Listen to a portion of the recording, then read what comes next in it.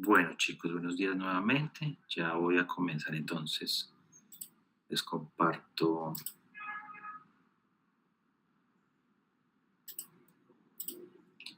la pantalla. Están viendo mi pantalla, ¿cierto? Sí, profe. Sí, profe. Perfecto. Bueno, la vez pasada habíamos quedado aquí, que eran más o menos acá, que eran las acumulaciones intracelulares.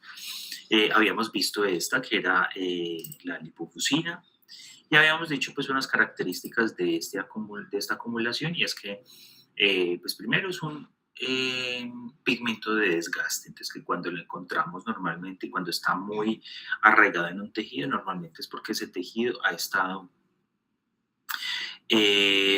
con una demanda particularmente alta a nivel metabólico, ha estado en hiperfunción, ha tenido, digamos que, hacer mucho o trabajar mucho y por lo tanto, pues son células que de algún modo están desgastadas o cansadas. Habíamos dicho que esta lipofusina corresponde, ¿cierto?, a la degradación lisosomal, ¿cierto?, que hacen las células de digamos, de esta organela, y toda, digamos, ese aparataje enzimático lisosomal, pues va a formar finalmente este tipo de pigmentos. Se encuentra principalmente, como lo dice aquí la imagen, en el hígado y en el corazón, pero digamos que no quiere decir que no se pueda encontrar en otros sitios, ¿cierto? Podríamos encontrarlos también, por ejemplo, en células de la mucosa del intestino, podríamos encontrarlo en el cerebro, podríamos encontrarlo también en el pulmón, ¿cierto? En células, en neumocitos. Entonces igual podría estar, digamos, en cualquier órgano que cumpla, digamos, como con estas particularidades. ¿Listo? Mm, el proceso de acumulación de este pigmento también se puede relacionar, por ejemplo, con procesos inflamatorios, ¿cierto? No es la inflamación en sí, ¿sí? Sino, digamos, lo posterior a la inflamación, ¿cierto? El proceso de curación, de regeneración o de cicatrización que sucede en ese tejido, ¿cierto? Y sobre todo cuando se repite, de pronto no es una inflamación que sucede una vez y ya, sino que sucede una inflamación, se cura, vuelve y sucede otra inflamación luego, y vuelve y sucede otra inflamación luego. Entre más, digamos, esté sometido a esos periodos de inflamación y a esos periodos de curación tisular, eh, más posibilidades hay de acumulación de lipofusina. Habíamos también hablado de las características, perdón, ya más estructurales de la lipofusina, y es que estas se depositan normalmente alrededor del núcleo, ¿cierto? O son perinucleares, entonces no van a estar dispersas normalmente por todas las células, sino que van a depositarse con frecuencia de manera contigua al núcleo. Entonces aquí vemos un miocardio y en ese miocardio vemos, por ejemplo, aquí el núcleo y aquí vemos la acumulación, entonces perinuclear, aquí también vemos el núcleo, vemos acumulación perinuclear, aquí igual, ¿listo? Y acá en una microfotografía electrónica vemos, por ejemplo, el núcleo, ¿sí? Y vemos a ambos lados la acumulación de este pigmento de lipofusina, ¿listo? Entonces normalmente va a ser muy localizado a nivel perinuclear. Y donde se ve mejor esta morfología particular es acá, en el miocardio precisamente. ¿Listo? Habíamos hablado de este pigmento, que es un pigmento que puede simular, puede parecerse muchísimo al pigmento de lipofusina, pero sí va a tener unas características diferenciadoras. Este es el de hemosiderina.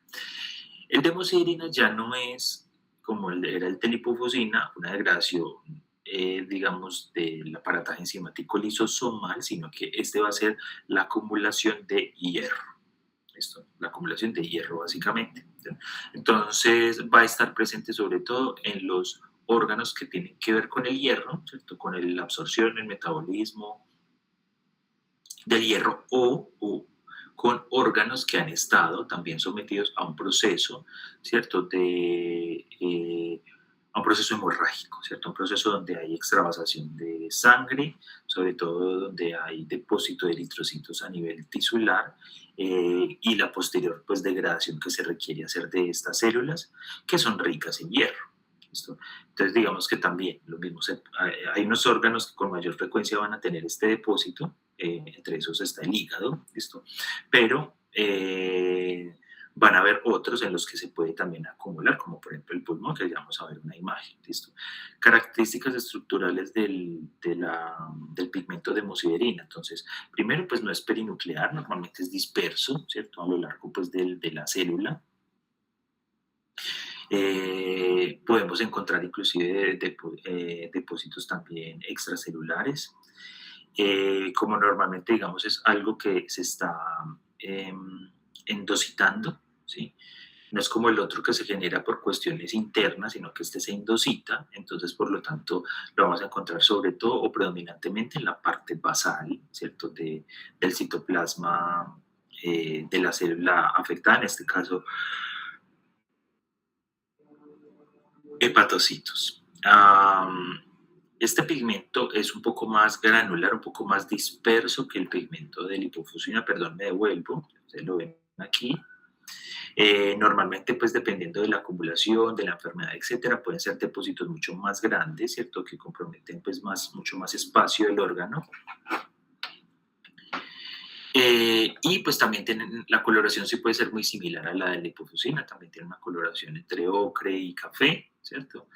Pero finalmente si uno tiene, digamos, este tipo de acumulaciones, si uno quiere hacer una distinción ya particular y saber específicamente si es hemosiderina o si es lipofusina, entonces uno puede utilizar una tinción que existe especialmente para evidenciar hierro. ¿Listo? Que es el azul de Prusia. ¿Listo? De ese vamos a estar hablando un poquito cuando estemos hablando de enfermedades metabólicas. Entonces, si por ejemplo tenemos esta placa de hígado y la sometemos a azul de Prusia, entonces ya tenemos que se dibujan, ¿cierto? En azul bastante intenso los depósitos de hierro. ¿Listo? Entonces, si esto sucede y si se dibujan, si estos depósitos, digamos que vemos originalmente acá, se tiñen de azul con el azul de Prusia, pues obviamente será hierro y estaremos hablando de una eh, hemocromatosis, que es una enfermedad que vamos a discutir luego.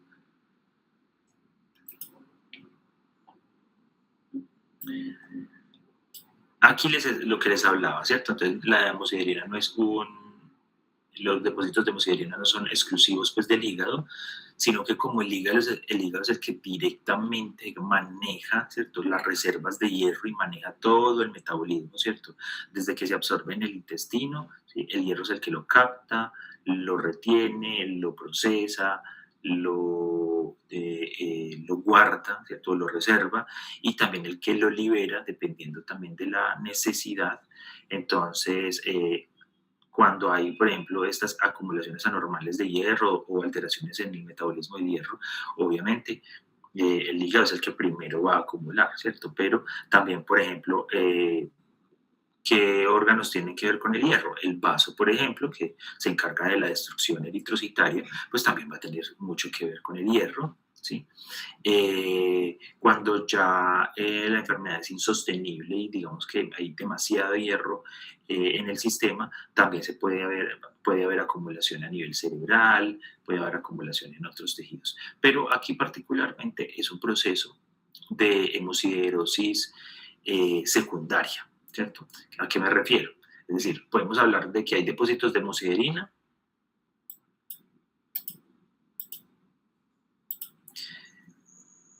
Podemos hablar de los depósitos de hemosiderina, ¿cierto? Y esos depósitos de hemosiderina pueden ser, digamos, primarios, ¿cierto? Porque estamos hablando, por ejemplo, de una enfermedad que altera el metabolismo del hierro, como por ejemplo la hemocromatosis.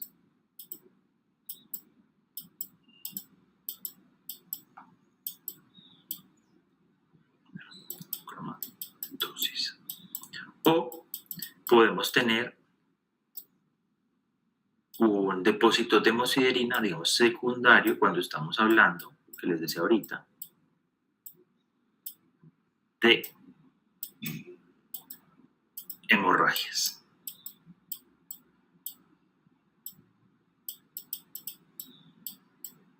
y también del tratamiento de algunas enfermedades hemorrágicas, por ejemplo, tratamiento pues, de hemofiles, el tratamiento de células, de la anemia de células falciformes, de otras anemias, etcétera, que son las transfusiones sanguíneas.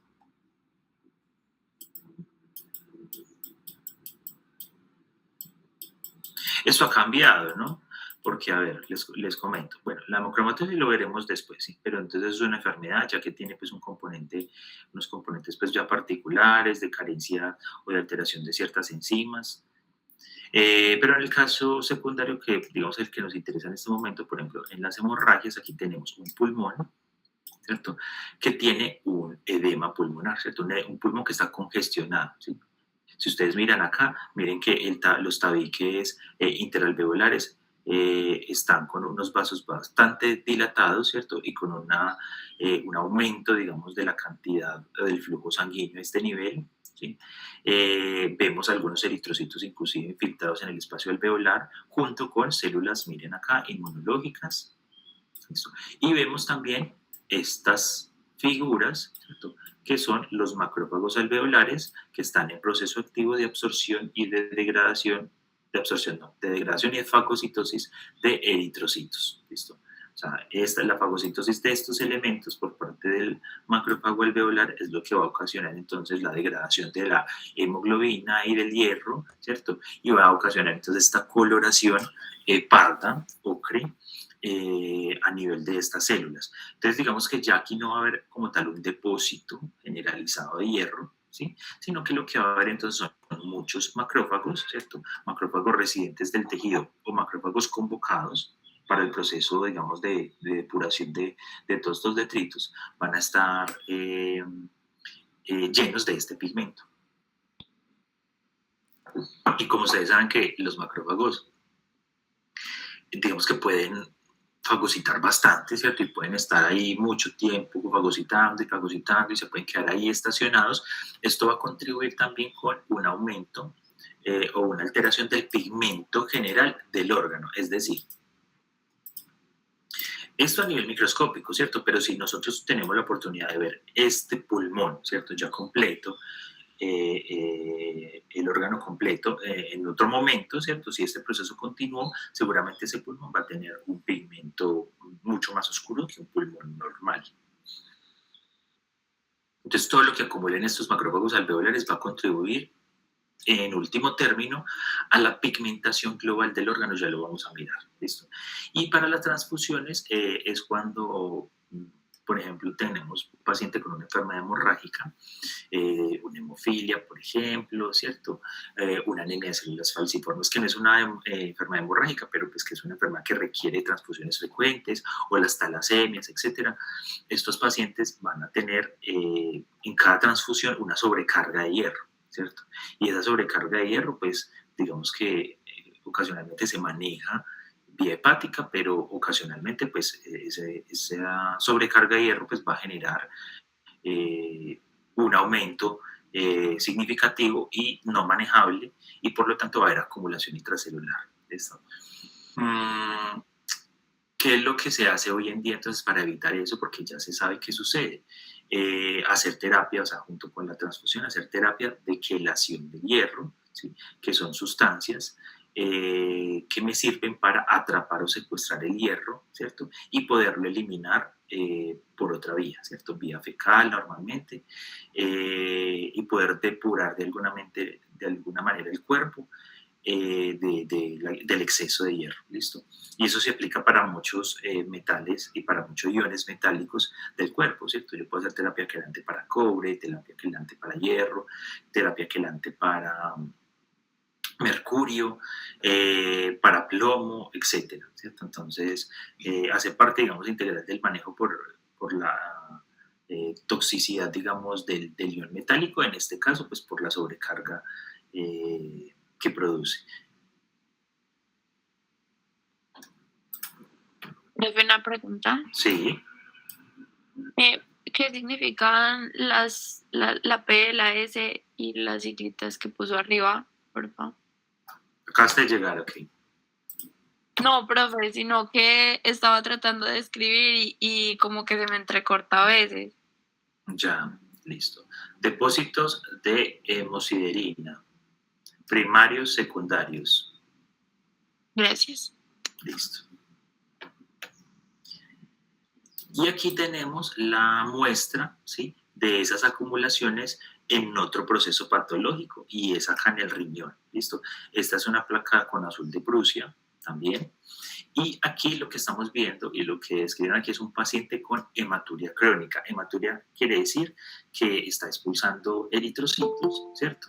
De manera crónica por la orina, ¿cierto? Lo mismo que pasaba cuando vimos una microfotografía con un paciente con albuminuria crónica, y era que ese aumento, ¿cierto?, de la albúmina a nivel intraluminal en los túbulos, las células empezaban a hacer absorción, ¿cierto?, a hacer endocitosis y absorción directa de esta albúmina, y empezaba a acumularla con el fin de que no se alterara el equilibrio osmótico necesario para la excreción urinaria. Aquí, digamos que va a ser algo muy similar. Esa hematuria, ¿cierto?, esos eritrocitos presentes allí en la orina, que no deberían estar,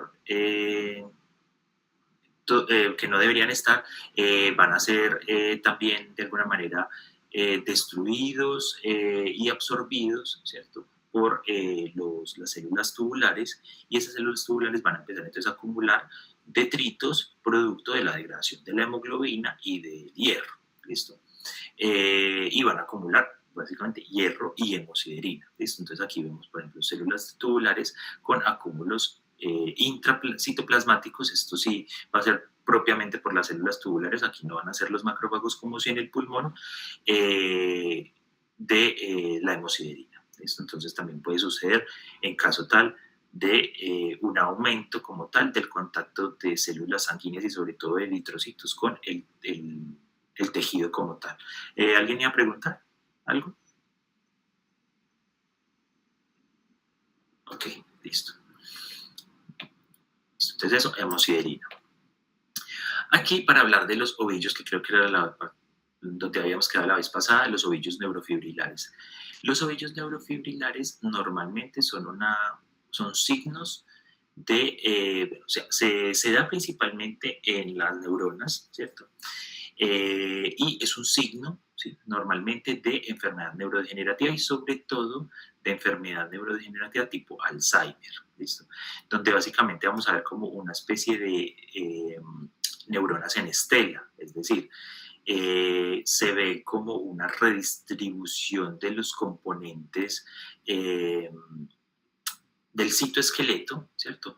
Que inician, digamos, desde la parte perinuclear, ¿cierto? Y se extienden dejando como una punta, ¿cierto?, como en forma de cono, ¿sí?, hacia la parte, digamos, axonal, ¿cierto? Entonces acá la parte del soma, acá la parte axonal, y estos ovillos neurofibrilares se van a extender así. Es un cambio, digamos, en la distribución citoesquelética, ¿cierto?, una alteración de los filamentos que se agrupan, ¿cierto?, de alguna manera, y forman estos cuerpos. Y si ustedes notan mucho más allá, ¿cierto?, miren en esta neurona, por ejemplo, vean aquí perinuclearmente qué está pasando, a qué se les parece esto.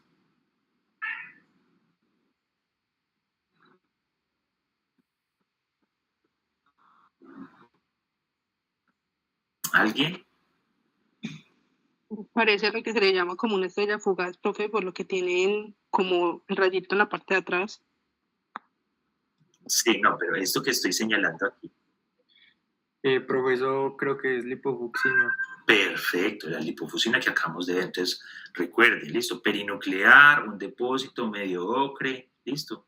Y estamos hablando de que estas células tienen un ovillo neurofibrilar, es decir, que ya están desgastadas, que están en alta demanda metabólica, que están cansadas, listo.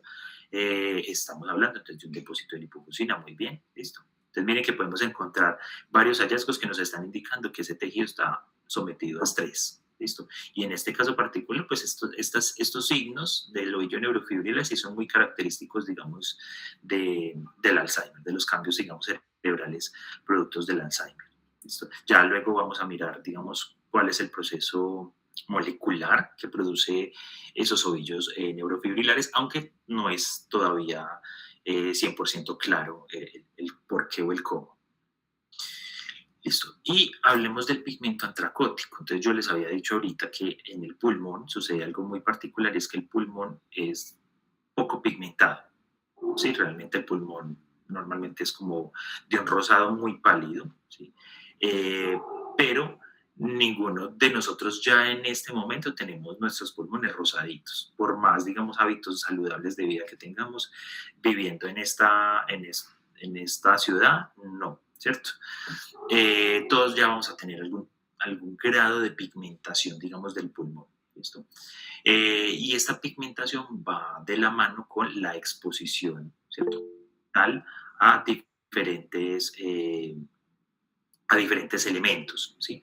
Como por ejemplo, entonces, nuevamente, los depósitos de hemosiderina por ejemplo, hemorragias y edema pulmonar, ¿sí?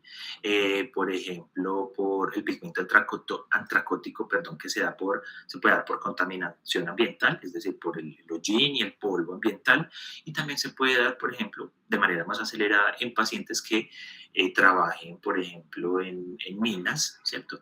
Donde están expuestos a materiales que tienen pigmentos, sobre todo a minas de carbón, ¿sí?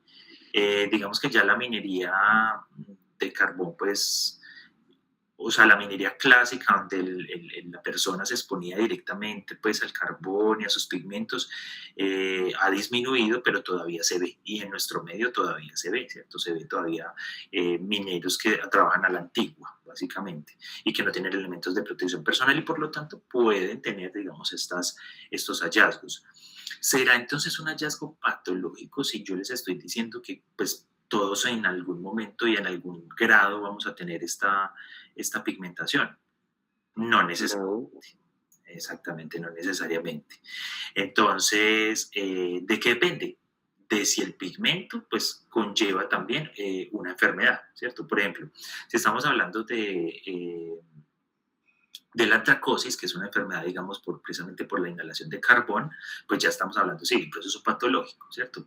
Pero si el paciente tiene el pigmento, pero no tiene el diagnóstico de antracosis ni tiene ninguna manifestación, pues no será algo patológico necesariamente, ¿listo? El humo de tabaco también suele producir pigmento antracótico, ¿sí? Entonces, el pulmón del fumador va a ser, digamos, colorimétricamente diferente, ¿sí? Al pulmón, digamos, de una persona que no fuma, ¿cierto? En el pulmón del fumador se va a acelerar también el proceso de acumulación de pigmentos de todo tipo, ¿cierto? Antracóticos y de pigmentos de desgaste por la inflamación crónica. Y eso va a generar entonces esta coloración, este tipo de coloración, que normalmente o de manera inicial solamente es como en los surcos, ¿cierto? Pulmonares, pero que posteriormente ya va a ser de manera general por todo el tejido y por todo el parénquima. Estos surcos representan precisamente el estroma, entonces ahí es donde normalmente se van acumulando, pero posteriormente ya involucran también el parénquima, y cuando involucran el parénquima es cuando ya vamos a tener posiblemente manifestaciones patológicas. De todas maneras, esto lo vamos a hablar también cuando estemos hablando de enfermedades respiratorias. Perfecto. Sí. Así como este se ve de forma macroscópica, los otros también se ven de forma macroscópica. Por ejemplo, la hemosiderina se ve de forma macroscópica también en el tejido. Bueno, Depende, sí. Sí se puede ver también, depende de la cuantía del daño. Es decir, perdón, me acá. Aquí. Aquí en la hemosiderina, pues mira que son pues algunas, realmente no se está acumulando en el tejido el hierro, entonces digamos que eso da pie a pensar de que es posible que no se vea ningún tipo de pigmento, sino que se están depositando en los macrófagos que están aquí, ¿cierto? Adentro del saco alveolar, ¿sí? Pero luego esos macrófagos seguramente terminan su acción acá y se van a depositar nuevamente en el tejido, ¿listo? Si esto pasa, no sé, una vez o pasa, digamos, de manera muy infrecuente, pues seguramente no vamos a ver ninguna repercusión a nivel macroscópico. Pero si esto está pasando, por ejemplo, eso es clásico de los pacientes con insuficiencia cardíaca congestiva, ¿cierto? Si el paciente tiene su patología, su insuficiencia cardíaca congestiva, después vemos por qué mecanismo, y la tiene hace bastante tiempo, entonces esto está sucediendo de manera constante, y entonces en ese caso sí, por ejemplo, podríamos ver macroscópicamente también una coloración similar a la antracótica, solamente que más clara, ¿cierto? Más café en vez de negra. ¿Listo? Gracias, profe. Vale. Y este ya es esto mismo, ¿cierto? Lo que estamos viendo acá macroscópicamente, pero microscópicamente. Entonces acá estamos viendo el pigmento antracótico precisamente.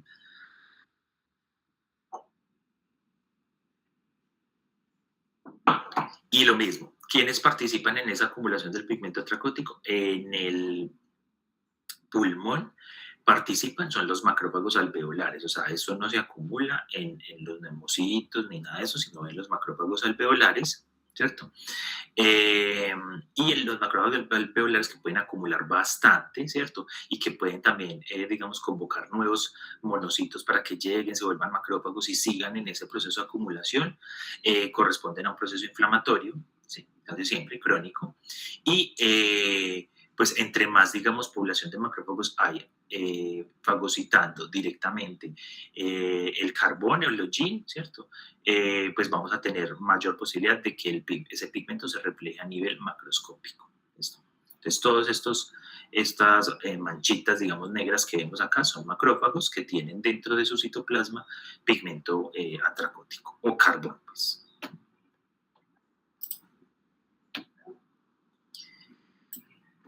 Y hablemos de las calcificaciones, ¿cierto? Entonces, respecto a las calcificaciones, que fue lo último, digamos, de lo que se ha hablado a nivel de las acumulaciones intracelulares, las calcificaciones normalmente son procesos que se pueden dar por el influjo de muchos estímulos, ¿sí? Pero casi siempre tienen que ver o con estímulos de inflamación crónica, o tiene que ver con procesos, digamos, de curación del tejido. ¿Listo? Es decir, la calcificación conlleva tiempo, entonces es poco probable que la calcificación se produzca por una inflamación aguda, ¿cierto? No da tiempo, pero por una crónica sí, ¿cierto? Y normalmente tiene que ver también con la saponificación del material graso, del tejido graso que esté en la zona, y la cristalización del mismo y el acúmulo del calcio, ¿sí? Entonces, la calcificación se puede dar por varios factores, ¿cierto? Por aumento del calcio en sangre, por el cáncer, por un proceso, digamos, crónico, por ejemplo, una reacción granulomatosa, etc. Aquí estamos viendo un proceso de calcificación, ¿cierto? Distrófica de la válvula aórtica, ¿cierto? ¿Qué pasa con las calcificaciones? Pues que el calcio precisamente forma o genera un tejido que es duro, ¿cierto? Que es un tejido cristalizado y duro, como el tejido de los huesos, ¿cierto? Y por lo tanto, esto va a dañar o alterar la función, obviamente, del órgano, y más de un órgano como una válvula, que se supone que debe ser un órgano relativamente elástico, que se tiene que mover, ¿cierto? Para cerrar y abrir la válvula en los momentos, digamos, necesarios. Entonces, esto lo que va a provocar es engrosamientos, o sea, esclerosis, y puede llegar a provocar también, pues, disfuncionalidad total, ¿sí? O fijación de un tejido que debe ser móvil. ¿Listo? En este caso, particularmente, por eso se trae el ejemplo, es especialmente importante. La calcificación de las válvulas cardíacas es muy frecuente, bastante frecuente, y tiene mucho que ver con la edad, ¿sí? Es un proceso también, digamos, dependiente de la edad del paciente. Entonces, es un hallazgo incidental muy común en los ecocardiogramas que te reporten que el paciente tiene una estenosis por calcificación de la válvula tal, ¿cierto? Esto, pues obviamente es un proceso patológico, pero digamos que el proceso de calcificación debe ser muy relevante, o sea, debe involucrar gran parte del tejido para que produzca la disfuncionalidad, ¿cierto? Porque vamos a ver ya una foto donde hay microcalcificaciones, y esas microcalcificaciones, pues, literal son hallazgos incidentales, no provocan ningún tipo de síntoma, ningún tipo de cambio como tal, pero están allí, ¿cierto? Y si la calcificación sigue, o sea, el proceso de calcificación continúa y persiste, etcétera, y ya se vuelve, digamos, grande, compromete gran parte del tejido, etcétera, entonces digamos que sí puede acortar la funcionalidad de ese tejido y ya provocar manifestaciones patológicas, pero como les digo, tiene que ser un proceso bastante relevante, como este, por ejemplo, en donde viene que tenemos básicamente casi toda la válvula calcificada. Esto acá también y acá inclusive en la parte interna.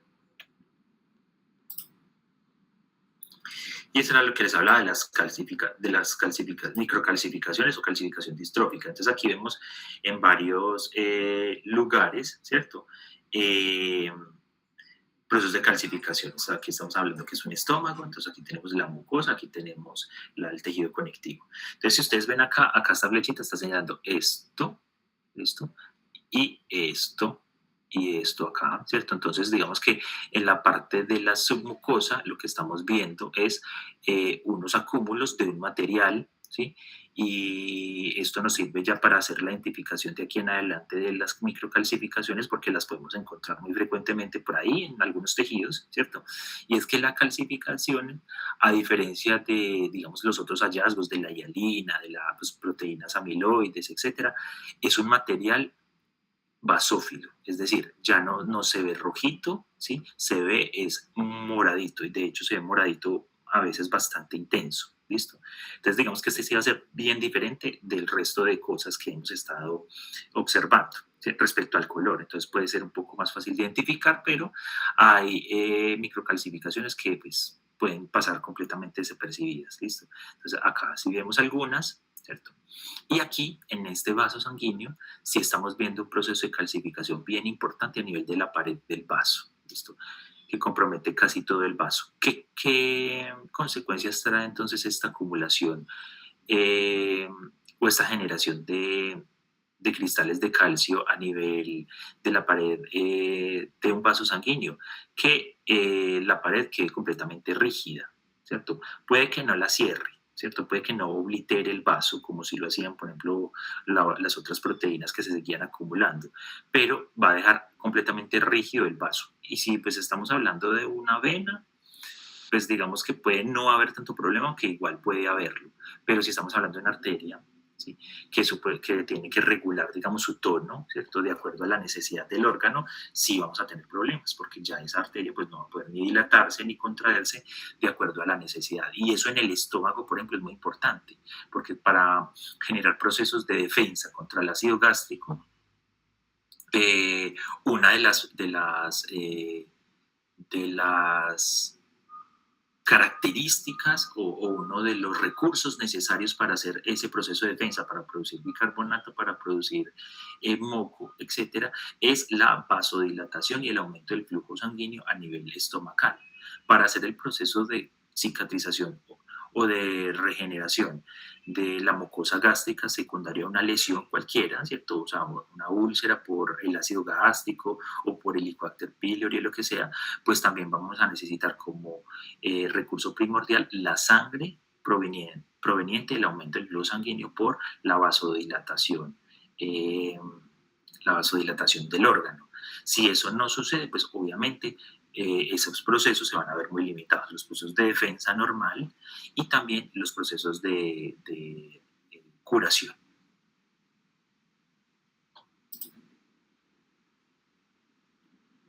Y aquí tenemos otro tipo de calcificaciones que son las calcificaciones metastásicas, que normalmente son pacientes que tienen de manera sostenida, digamos, altos niveles de calcio en sangre, ¿cierto? Después vamos a ver algunas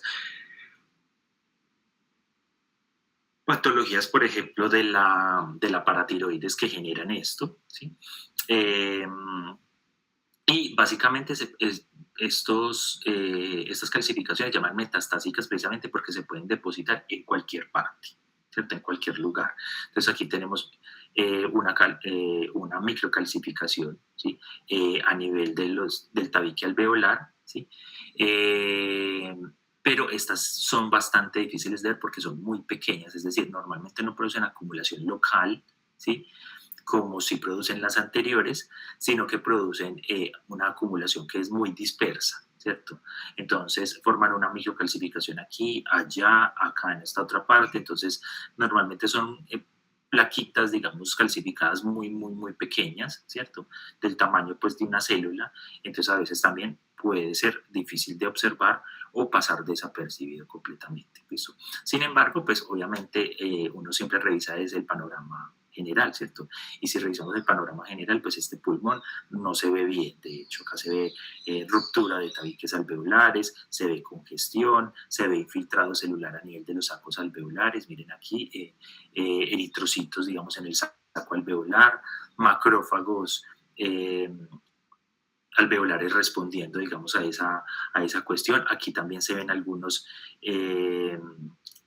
monocitos, etcétera. Entonces estamos hablando de que acá hay un proceso, digamos, patológico bien instaurado, seguramente también, por lo que veo, edema pulmonar, ¿cierto? Y un proceso inflamatorio también. Bueno, ¿alguna pregunta hasta acá? Profe, yo tengo una pregunta. Sí. La calcificación distrófica puede darse también, digamos, a nivel del sistema nervioso central. Sí, sí, señora.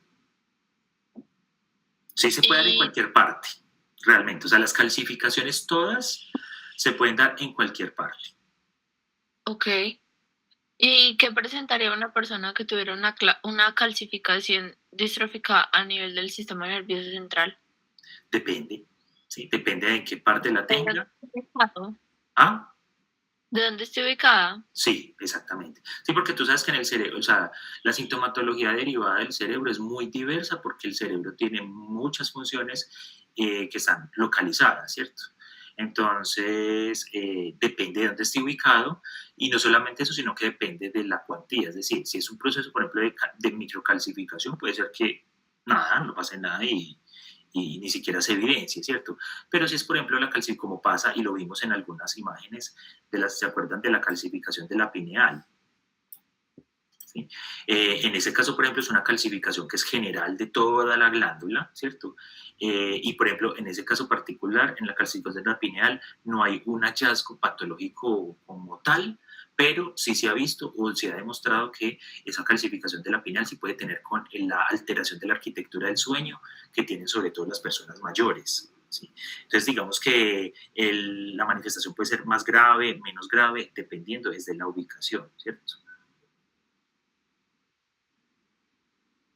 Si respondo a tu pregunta, pues te la respondo de manera muy general porque pues obviamente ya nos tocaría pues es hablar de patología del sistema nervioso, dependiendo de la localización y pues obviamente no No, lo profe, vamos a hacer.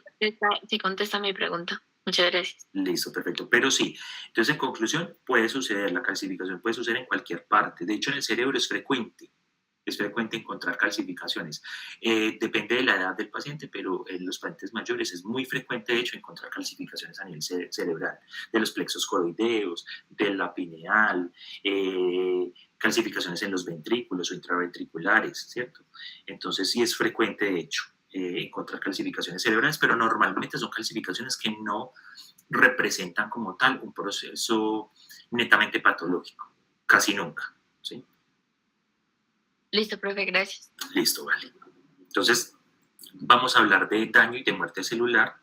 Entonces, vamos a ver como esas características nuevamente estructurales de lo que son las necrosis, ¿cierto? Las que hemos visto, coagulativa, licuefactiva, etcétera, hacer algunos diferenciales, revisar entonces en qué órganos predominantemente se van a dar, etcétera.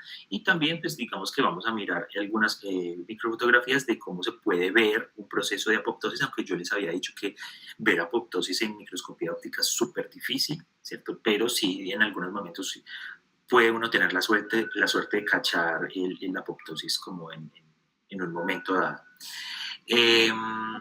Nos vamos a concentrar muchísimo en la necrosis coagulativa, porque como yo les había dicho, la necrosis coagulativa es la que más se produce. ¿Por qué? Porque pues digamos que la mayoría de nuestros órganos son órganos sólidos, y el proceso predominante en todos ellos es la necrosis coagulativa. ¿Listo?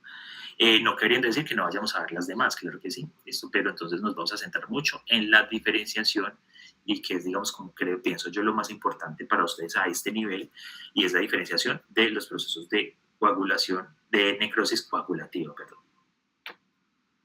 Profe, qué pena, antes de avanzar, le puedo hacer una pregunta sobre las calcificaciones. Sí, Eh, a grosso modo, ¿cuál sería la diferencia principal entre la calcificación distrófica y la metastásica? Pues dado que juntas se pueden dar en cualquier parte, eso ya lo vimos. que en esa parte, pues lo lamento, no alcancé a escuchar. ¿No lo podría repetir? Qué pena. No, pero no lo vimos hoy, eso ya lo vimos hace rato, cuando hablamos de acumulaciones intracelulares, y lo vieron ustedes también con los monitores inclusive. ¿Listo? Pero bueno, te lo repito. Calcificaciones metastásicas y calcificaciones distróficas. Las metastásicas normalmente corresponden a un aumento del calcio en sangre, un aumento de las concentraciones de calcio. Ese aumento de la disponibilidad de calcio en sangre pues va a empezar a provocar depósitos de calcio a nivel de muchos tejidos. Entonces esto es generalizado y disperso. ¿Listo? Mientras que la calcificación distrófica normalmente ya son procesos mucho más locales, ¿cierto? Y que tienen que ver con procesos inflamatorios locales,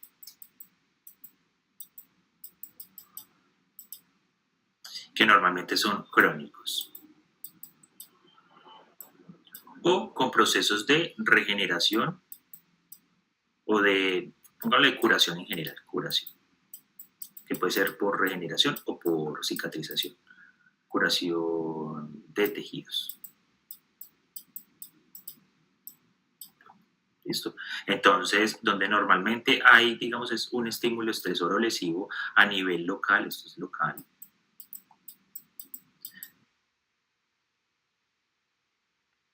brazo de la zona, asociado al depósito entonces de calcio, asociado, digamos, a necrosis que libera el calcio intracelular, etcétera. Entonces, ese aumento de la concentración de calcio a nivel local, más tejido adiposo, ¿cierto? Me produce como tal una calcificación distrófica, ¿cierto? Entonces las calcificaciones distróficas, como las vimos, normalmente son más grandes, pueden formar placas, digamos, más importantes, ¿sí? Mientras que normalmente la calcificación metastásica forma placas muy pequeñas, les decía yo que son a veces difíciles de ver y que normalmente son del tamaño, por ejemplo, de una célula, ¿cierto? Esa es básicamente como la diferencia más importante. Muchas gracias, profe. Vale. Bueno, tenemos acá entonces ya la necrosis, ¿listo? Vamos a hablar entonces de la coagulativa, como les estaba diciendo, y vamos a mirar lo siguiente. La necrosis coagulativa es particular de los procesos de isquemia y infarto que ya hemos estado discutiendo o que ya discutimos a lo largo pues, de la última semana, ¿cierto? En la mayoría de los órganos, entonces vamos a tener un proceso de necrosis coagulativa, salvo o sea, la excepción, digamos, a esta regla, que también se produce por isquemia y por infarto, es el sistema nervioso central, o sea, el cerebro o el encéfalo, sí va a ser ese órgano en el que no se produce necrosis coagulativa, sino necrosis licuefactiva, y que les había comentado pues que no tenemos muy claro el por qué, pero así es, ¿cierto? La necrosis coagulativa tiene una característica y es que, vuelve y juega, la arquitectura del órgano se conserva, ¿cierto? Entonces, si yo saco el órgano, ¿cierto? Que se infartó o que sufrió la necrosis coagulativa, yo saco el órgano va a estar estructuralmente íntegro. ¿Listo? No va a ser friable, no se va como a derretir, ¿cierto? No se va a resquebrajar, va a estar firme. ¿Listo? Y eso es precisamente porque si bien empieza un proceso de desnaturalización de las proteínas estructurales, ¿cierto? Las enzimas, digamos, proteolíticas y líticas en general de todas las macromoléculas también se inactivan, ¿cierto? Entonces, de alguna manera, como que se bloquean todos los procesos proteolíticos. Entonces, si bien hay degradación, esa degradación es mínima porque las enzimas que hacen ese proceso no tienen cómo estar activadas tampoco. ¿Listo? Entonces, de alguna manera queda como el tejido de alguna manera congelado, ¿cierto? Y vuelvo y repito, no es que no esté sucediendo la degradación, pero va a ser una degradación mucho más lenta porque va a ser una degradación es ambiental, ¿cierto? Externa. Y eso, pues, obviamente conlleva mucho más tiempo, la colonización de microorganismos, etc. Entonces, cuando yo saco un órgano con necrosis coagulativa, ¿sí? Normalmente ese órgano va a estar conservado por mucho más tiempo que un órgano que tenga otro tipo de necrosis. ¿Listo? Entonces, bueno, eso ya lo revisamos.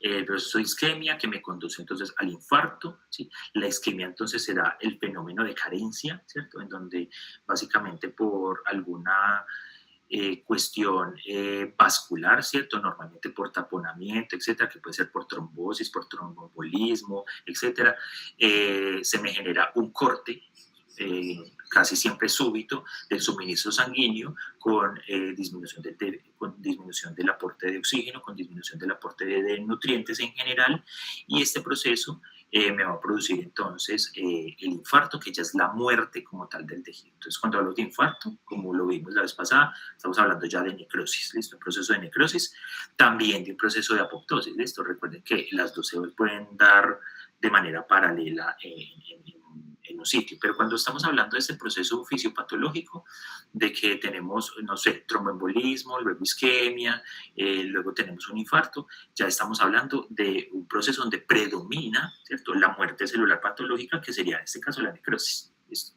Entonces, a pesar de que pueda haber una que otra apoptosis por ahí, la necrosis va a ser lo principal y lo que vamos a ver, digamos, de manera mucho más importante. Entonces, ya miremos esta fotografía de los hallazgos macroscópicos. Aquí tenemos varias cosas interesantes. Entonces, aquí tenemos un riñón, ¿cierto? Pues está bastante pálido porque pues ya sé que es un riñón, digamos, viejito, ¿cierto? Exangüe. Aquí tenemos este proceso, ¿cierto? Miren que el proceso, digamos, que se ve que compromete como todas las capas del tejido renal, ¿cierto? Y aquí tenemos otro proceso. ¿Sí? Ya abierto este riñón, ¿cierto? En la parte interna, vamos a ver aquí dos cosas. Entonces, digamos, el reflejo interno de este proceso que se ve aquí a nivel superficial, ¿sí? Y lo mismo el de abajo. ¿Sí? Y en el de abajo estamos viendo inclusive aquí, en la parte vascular o en la parte que suministraba, ¿cierto?, la sangre hacia esta región del polo inferior de este riñón, vemos algo depositado allí, y en este caso es un émbolo, ¿cierto? Un émbolo que se impactó en esta zona y que produjo entonces el infarto localizado en esta zona. ¿Qué produjo el de arriba? Pues no lo sabemos, seguramente algo similar, ¿listo? Pero pues no se está evidenciando acá, pero acá sí está evidenciando cómo se tapó la circulación necesaria para el suministro sanguíneo de esta región del polo inferior del riñón. ¿Cómo se ve eso microscópicamente? Entonces, bueno, chicos, vamos aquí a hablar un poquito a profundidad de esos hallazgos, que sí es importante, digamos, que los identifiquemos en cualquier tejido, ¿cierto?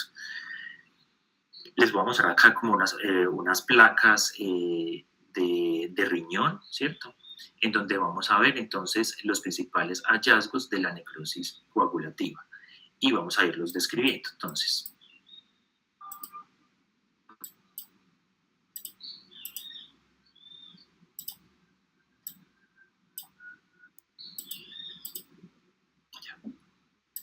bueno, entonces características de la necrosis coagulativa. Necrosis coagulativa. Listo. Entonces vamos a tener primero una de las cosas más importantes y que se ven a simple vista, si ustedes ven aquí esta placa periférica, que es bueno, esta es la parte, primero, esta es la parte necrótica y esta es la parte, digamos, normal, ¿cierto? Normal y necrótica. ¿Qué es lo primero que ustedes notan? que esto se ve como rosado, ¿cierto? La parte necrótica se ve como rosado. Entonces, esa es una de las primeras características importantes, la eosinofilia.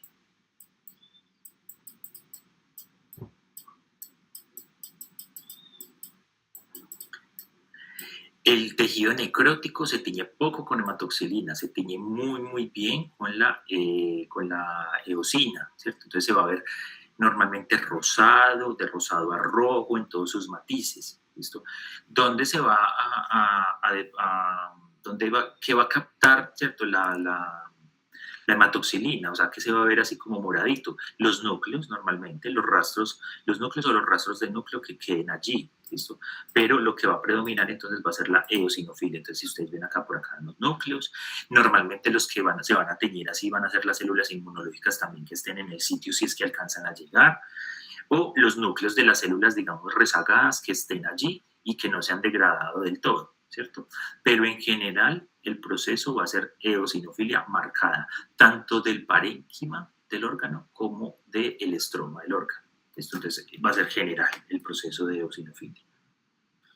Bueno, otra característica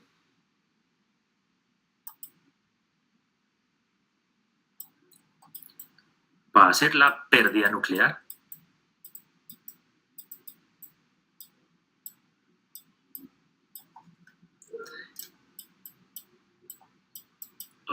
Nuclear, que nos confirma la pérdida nuclear que pues hay muerte celular, definitivamente, ¿cierto? Entonces vamos a empezar a ver, si ustedes recuerdan, este proceso ya lo habíamos visto, ¿cierto? De la pignosis, cariorexis, cariolisis. ¿Sí? ¿Se acuerdan? Entonces toda esta evolución la podemos notar en algunas células o simplemente verlas todas ya en cariolisis. ¿Listo? En este caso particular, por ejemplo, la mayoría ya están en cariolisis, es decir, estamos viendo como tal, como espacios celulares vacíos, ¿cierto? Sin núcleo. Entonces miren acá, por ejemplo, estos túbulos, ¿cierto? Ya vamos a ver una foto más ampliada. Estos túbulos donde se ven unos cuerpos eosinofílicos sin núcleo, ¿listo? Donde se supone que deberían estar las células epiteliales, ¿listo? Y aquí, por ejemplo, en este glomérulo, pues estamos viendo bastantes cosas. Miren acá, se perdió totalmente el espacio de la cápsula, hay depósitos de hialina, si ustedes los ven aquí, ¿sí? Y aquí también, en esta zona, miren que perdimos completamente la celularidad, ¿listo? Hay células, sí, pero rastros de células, es decir, miren que no hay núcleos básicamente que estén acompañando a ninguna de estas células. Entonces, que normalmente esto ya ha sufrido completamente el proceso de necrosis, ¿listo?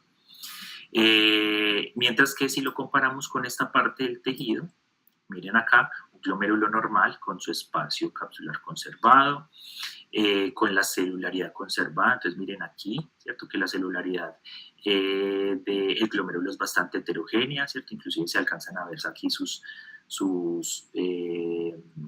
capilares, los capilares del penacho, ¿cierto? Y miren aquí que sí se ve vasos sanguíneos también con un suministro sanguíneo normal. Miren aquí se ve algunas células. De hecho, hay un proceso inflamatorio que aparentemente va a empezar porque miren que hay marginalización de algunas células a nivel de la pared endotelial, ¿sí? Mientras que acá, por ejemplo, se ven algunos vasos sanguíneos, ¿cierto? Que también empezaron a hacer como un proceso de marginalización como este pequeñito que vemos acá, pero miren que los vasos están llenos de algo, ¿sí? Normalmente ese llenos de algo casi siempre va a ser, en este caso particular, de proteínas, ¿cierto? Y de fibrina, entonces va a ser de hialina básicamente. Aquí en esta zona vemos túbulos bien, ¿cierto? Entonces miren acá un túbulo con sus células epiteliales normales, con sus núcleos, células cúbicas normalmente, acá vemos otros, etcétera. ¿Listo? Mientras que acá miren que ya empieza a haber un proceso, digamos, de degeneración y de degradación muy significativo, seguramente por alteración del suministro sanguíneo. Y aquí, en esta zona central, hay como un intermedio, ¿cierto? Entonces miren que si comparamos este glomérulo con este glomérulo y con este glomérulo, miren que la evolución va en este sentido. Este normal, este glomérulo ya afectado, ¿cierto? En un proceso de necrosis bastante activo, pero miren que la arquitectura no se ha degenerado tanto, ¿sí? Y mientras que ya tenemos un compromiso ya como total, ¿cierto? De la parte celular y un colapso de las estructuras glomerulares normales. Entonces yo les decía, ¿cierto? En la necrosis coagulativa, ¿cierto? Se va a respetar de alguna manera la arquitectura, ¿cierto? Pero eso es un espectro, es decir, eso está en diferentes grados. No quiere decir que el órgano va a quedar tal cual es, ¿cierto? ¿Sí? A grosso modo, sí, es decir, mire que a grosso modo yo puedo distinguir, esto era un glomérulo o fue un glomérulo en algún momento, esto fue un túbulo, esto fueron vasos sanguíneos, ¿cierto? En algún momento. Entonces yo sí puedo como distinguir a grandes rasgos más o menos qué fue qué, pero ya la arquitectura más fina, ¿cierto? Entonces ya si yo miro, por ejemplo, esto, lo que hablábamos de los capilares del penacho, las células mesangiales, etcétera, o sea, toda esa distribución global del glomérulo, pues tampoco la voy a poder ver así, ¿cierto? Simplemente voy a ver como dibujado, ¿cierto? El rastro de lo que fue en algún momento un glomérulo. Listo. Entonces, llevamos eosinofilia, pérdida nuclear con todos los procesos evolutivos normal del núcleo en una necrosis, ¿cierto? Y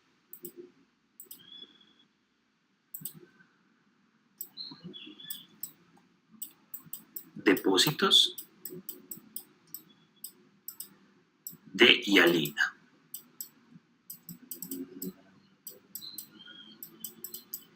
Estos depósitos de hialina no son otra cosa que depósitos de proteínas en general, ¿cierto? ¿Proteínas de dónde? Proteínas de adentro de la célula. La célula, recuerden que tenemos que la célula se le dañó su membrana celular, ¿cierto? El contenido intracitoplasmático se liberó al medio externo y por lo tanto van a haber depósitos de proteínas internas, intracitoplasmáticas, en el espacio pues, extracelular. Y eso va a provocar, por ejemplo, en sitios, eso se ve sobre todo de manera muy relevante, esto, en tejidos huecos. ¿A qué me refiero con huecos? A tejidos que son tubulares, por ejemplo, a los túbulos, miren acá. Entonces se ven acá los depósitos porque, claro, si la célula, digamos que pierde la integridad de su membrana y empieza a liberar sustancias y proteínas, las va a liberar a la luz del medio. También lo podemos ver en los vasos sanguíneos. Entonces miren acá, por ejemplo. ¿Sí? Acá también. Que se me pierde el puntico. Acá. ¿Listo? Entonces, depósitos de hialina a nivel de los tejidos que son tubulares o huecos. ¿Listo? Y aquí, como les decía también, pues la pérdida del espacio urinario, mírenlo acá, también por el depósito de hialina. ¿Listo? Miremos esta otra y vamos recordando si se nos va quedando alguna característica por establecer. Entonces ya esta es la misma foto, pero más ampliada para que revisemos algunos detalles.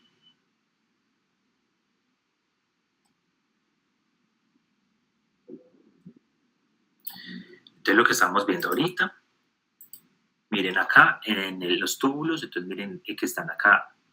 Yo sé que esto fue un túbulo, ¿cierto? Porque miren que quedaron los rastros de unas células aparentemente cúbicas a cilíndricas, ¿sí? Pero no tienen ningún núcleo, están bastante eosinofílicas, entonces hay un proceso, digamos, ya de necrosis plena instaurada. ¿Listo? Aquí tenemos también que el tejido conectivo también va a presentar algunos cambios, ¿cierto? Y esos cambios van a ser diversos, entonces esa es otra de las características. Entonces, respecto al tejido conectivo, vamos a tener lo siguiente. Lo primero es también la eosinofilia, ¿cierto? Que eso es global y yo les había dicho que es tanto para parénquima como para el estroma, ¿cierto? Pero en el tejido conectivo vamos a tener un aumento del grosor en algunas regiones o en algunas localizaciones y normalmente se evidencia cuando el órgano tiene tabiques.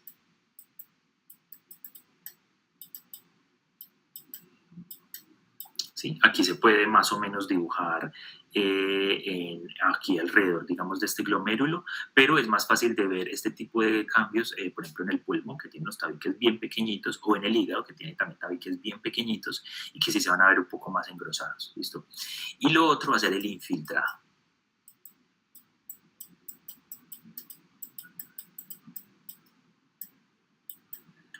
Este infiltrado va a ser clave, súper importante para que el patólogo, el que esté, digamos, haciendo la evaluación de este tipo de estructuras,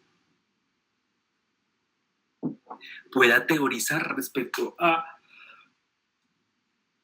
cuál es la causa o cuál pues es la posible causa, ¿cierto? Entonces, el infiltrado quiere decir las células inmunológicas que van a estar allí presentes, ¿cierto? En ese proceso, digamos, de necrosis. Ahora bien, la pregunta es, ¿será que hay células inmunológicas o no hay células inmunológicas? Va a depender, ¿cierto?, del proceso. Si estamos hablando de que, de que hubo un infarto, ¿cierto?, que provocó una necrosis coagulativa y no se reperfundió, o sea, eso nunca se reperfundió y ya el paciente murió, el órgano se sacó y se evaluó, ¿cierto?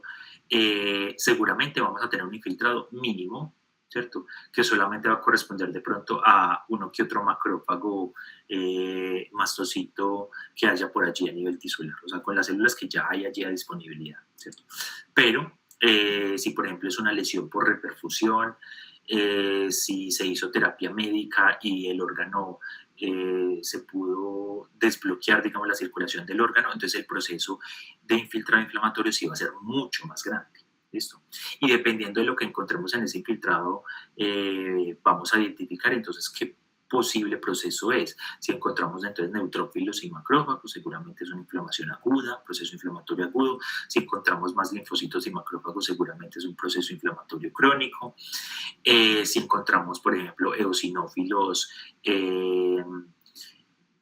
muchos eosinófilos puede ser ya un proceso también inflamatorio agudo, pero que corresponde, por ejemplo, a una infección por hongos o por parásitos, sobre todo por parásitos, o una reacción alérgica o una alteración del sistema inmunológico. Entonces, el infiltrado nos va a hablar mucho de las posibles causas de ese proceso necrótico, ¿cierto?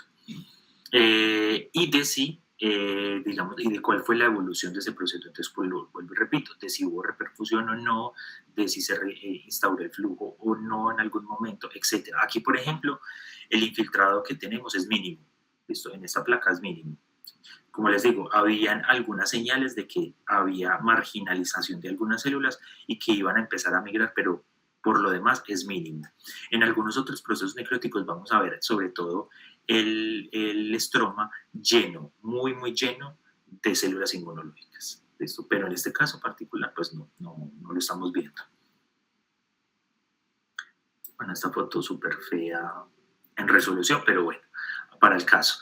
Nuevamente riñón, ¿cierto? Con un proceso, digamos, necrótico que afecta esta zona. ¿Listo? Esta zona de acá, vemos entonces cómo macroscópicamente sí es muy evidente, sí se puede notar y ver, digamos, como ese proceso de cambio, digamos, tisular, ¿sí? Pero que puede o sea, no corresponde como tal a un daño de la arquitectura, por lo menos de manera inicial. Listo. Aquí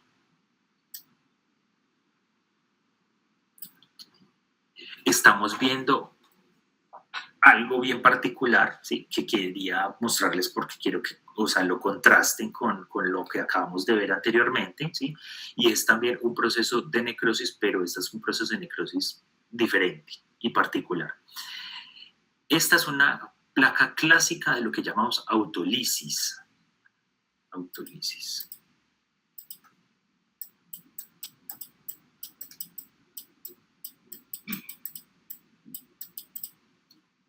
La autólisis. ¿Qué quiere decir autólisis? La autólisis quiere decir un órgano, ¿cierto?, que está normal, ¿cierto?, pero que su huésped murió, ¿cierto? O sea, la persona murió, el paciente murió. Es el proceso de degradación que empieza a ocurrir, ¿sí?, posterior a la muerte, ¿sí?, en cada uno de sus órganos. En este caso particular que estamos viendo una placa de riñón, entonces los cambios que suceden en ese riñón secundario a la muerte del paciente, que no necesariamente son por causa, digamos, de ese órgano o de alteraciones en ese órgano, sino que puede ser por otro motivo particular. Entonces el órgano aparentemente está intacto, pero va a empezar a sufrir también un proceso entonces degradativo. ¿Listo? Como no hay circulación, porque el paciente está muerto, el corazón no está bombeando, entonces no hay circulación, entonces el infiltrado inmunológico va a ser lento, ¿sí? Y como va a ser lento, pues la degradación también va a ser lenta, ¿listo? Y eso da pie entonces a que revisemos algunos cambios. Entonces miren, si ustedes notan, en la mayoría de las estructuras vamos a encontrar una eosinofilia también muy marcada, pero miren que los procesos de alteración nuclear van a ser mucho más tardíos. Entonces, me vuelvo.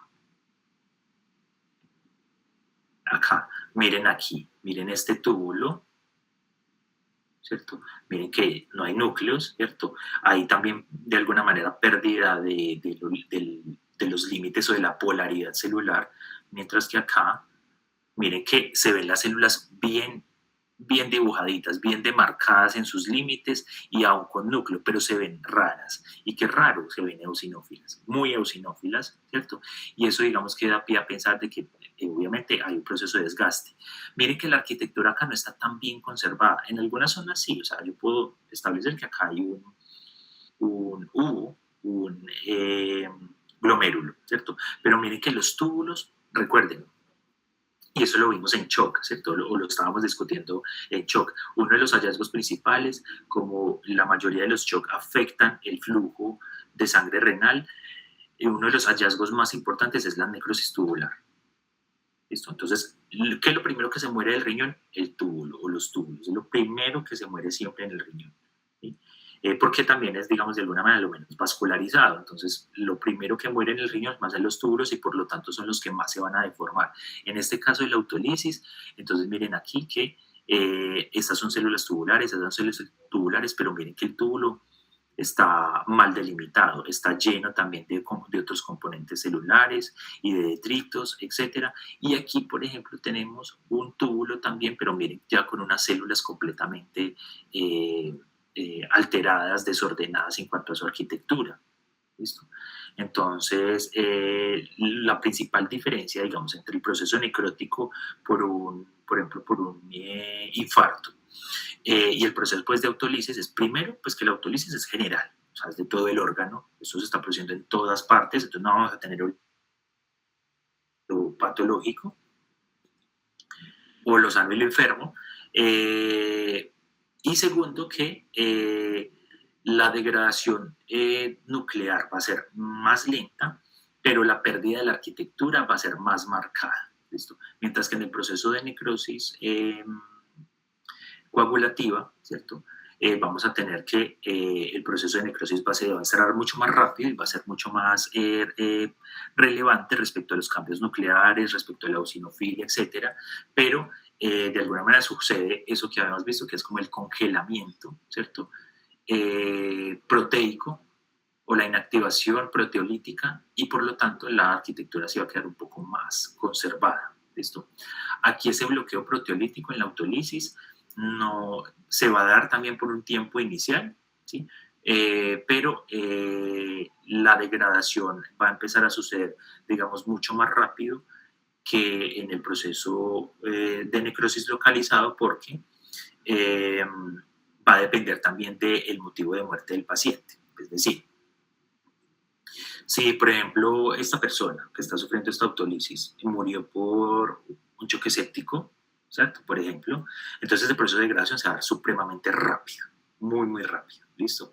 Porque van a haber microorganismos involucrados allí. Pero si se da, por ejemplo, por otro motivo, no sé, por un shock hipovolémico, por ejemplo, puede ser que el proceso sí se dé lentamente, ¿listo? Lentamente. Bueno, aquí tenemos entonces otra microfotografía, esta está en el Robbins, donde tenemos la comparación. Entonces tenemos un riñón aquí con un infarto. En este caso, evidentemente podemos clasificar este infarto como un infarto blanco. ¿cierto? Un infarto blanco, un infarto anémico o pálido, como le quieran decir. Y si ustedes miran aquí, miren que compensatoriamente el órgano está congestivo. Miren que hay como unas como hemorragias, como microhemorragias a nivel del órgano. Realmente no son hemorragias, sino que es aumento, o sea, dilatación vascular y aumento, digamos, del suministro sanguíneo con el fin de generar que el tejido periférico pues tampoco muera, ¿cierto?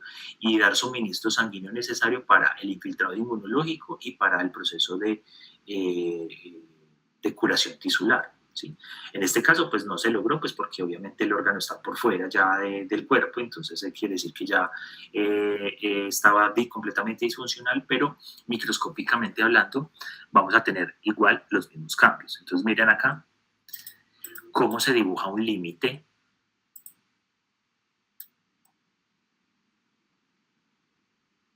Un límite, ¿listo? Entre el tejido normal, ¿cierto? Y entre el tejido necrótico. ¿Listo? Entonces miren que en el tejido necrótico vuelve y juega. Tenemos en general un tejido congestionado. Miren aquí, sobre todo la parte, digamos, que está isquémica. Tenemos acá un tejido bastante congestionado. Miren aquí la disponibilidad de eritrocitos y de células sanguíneas. Miren que tenemos eso es lo que le quería mostrar que no pasaba en la otra placa a nivel del estroma, perdón. Miren que tenemos un gran infiltrado inmunológico. Miren todo esto que se ve aquí, todos estos punticos, o la mayoría de ellos van a ser infiltrados de polimorfonucleares y de mononucleares.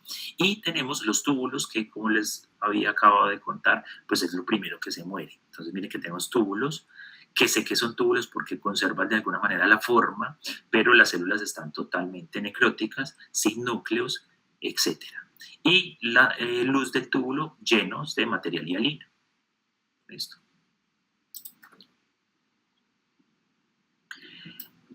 Esta es simplemente para evidenciar otro proceso, digamos, como intermedio. ¿Listo? Entonces, aquí tenemos 3 límites. Esto es igual una visión muy periférica, pero pues igual es útil. Entonces, acá tenemos 3 límites. Tenemos un primer límite aquí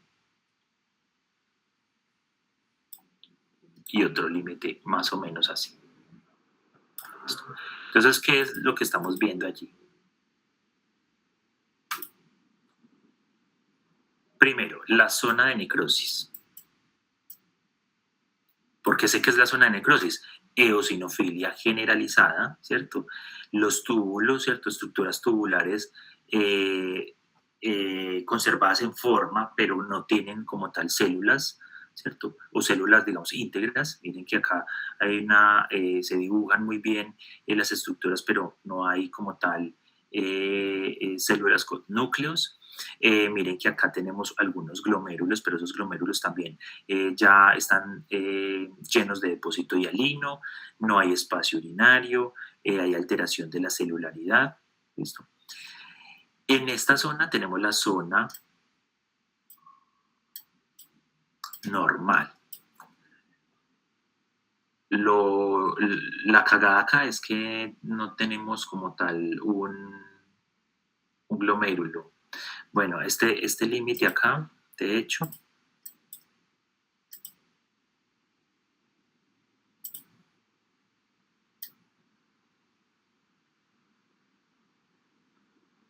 es más así, ¿listo? La zona normal. Igual esa no la vamos a definir mucho porque no tenemos un glomérulo para comparar, ¿cierto? Pero esta zona, que es la que me interesa, que es la zona que yo vamos a llamar zona de transición.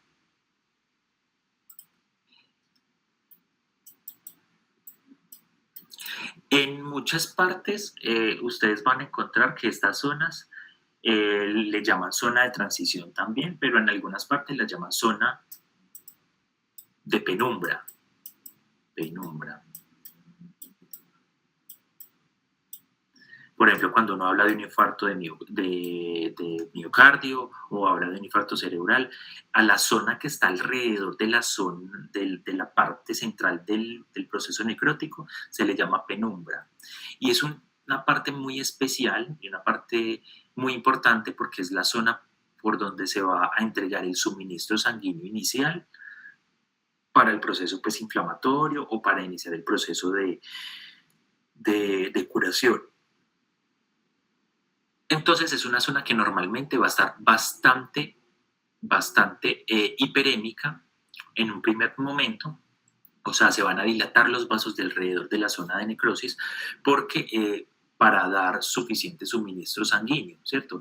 Ese aumento de la circulación, ¿cierto? Si estamos viendo que es un tejido que puede también estar un poco afectado por el proceso central que está produciendo la necrosis, esa zona puede provocar, ese aumento de la demanda metabólica puede provocar un aumento entonces de la infiltración inmunológica. Entonces, eso es lo primero que quiero que vean acá. Miren que acá no hay aparentemente infiltrado inmunológico muy relevante, pero miren que aquí, ¿sí? Alrededor de las estructuras, alrededor del parénquima, ¿sí? En el estroma, miren que se ve bastante basófilo.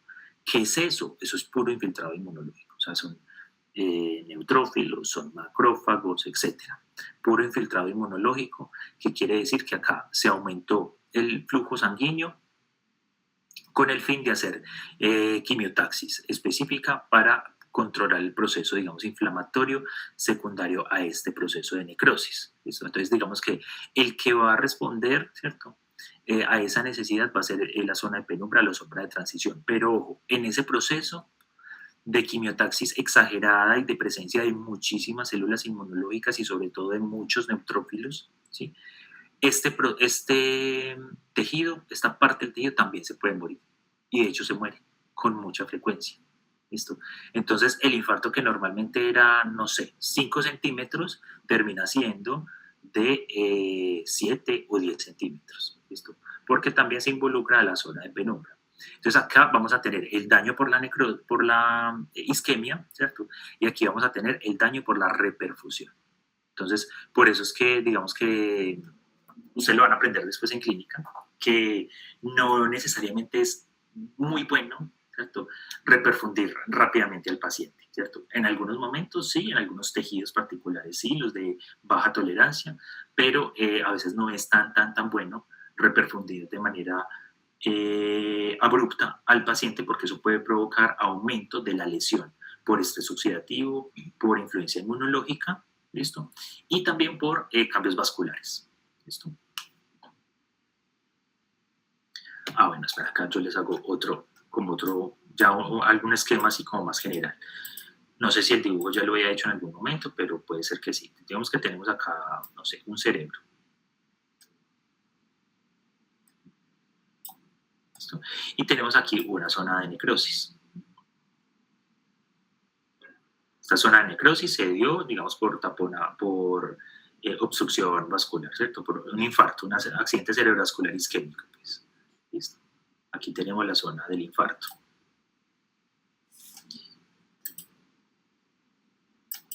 Y aquí vamos a tener la zona de penumbra.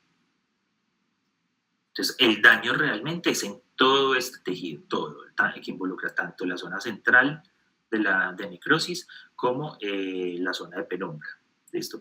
Si ustedes recuerdan, pues en el sistema nervioso central vamos a tener necrosis licuefactiva, ¿cierto? Entonces, este tejido se perdió, ya no hay nada que hacer, la arquitectura de ese tejido ya quedó totalmente comprometida, ¿listo? Pero entonces vamos a tener lo mismo, podemos tener lesión de reperfusión a este nivel si hacemos procesos de reperfusión demasiado rápidos. Entonces, sí, hay posibilidad de recuperar todo el tejido, o sea, posibilidad de recuperar tanto el tejido central y obviamente también del tejido de penumbra, entonces está indicada la reperfusión. ¿Listo? Porque si se reperfunde y todavía hay posibilidades de recuperar algo de ese tejido, ¿sí? Entonces la reperfusión va a hacer que empiece el proceso inflamatorio localizado aquí, que ya pues está muy dañado, ¿cierto? Y va a ser la regeneración. Entonces, esta zona de penumbra no va a estar tan involucrada como en el proceso.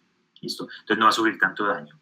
Pero si, por ejemplo, ya tenemos una CB que ya le pasó mucho tiempo, o sea, un paciente con una CB, no sé, de 10 horas de evolución, ¿cierto? Ya tenemos esto ya súper necrótico, o sea, esto ya no es recuperable por ningún motivo.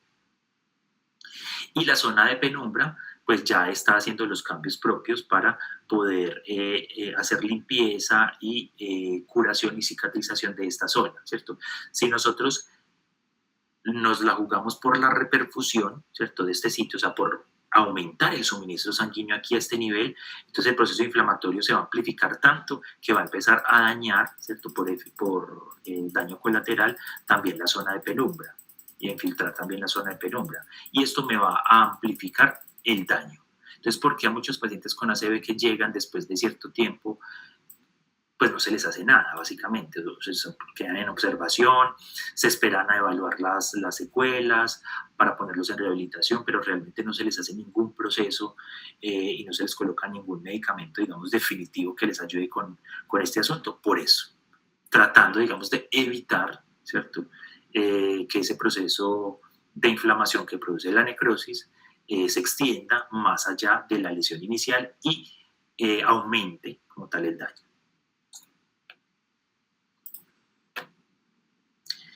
Esta la habíamos visto, ¿cierto? Que era lo de los cambios nucleares y la necrosis. Entonces aquí tenemos que estos eran de riñón de conejo.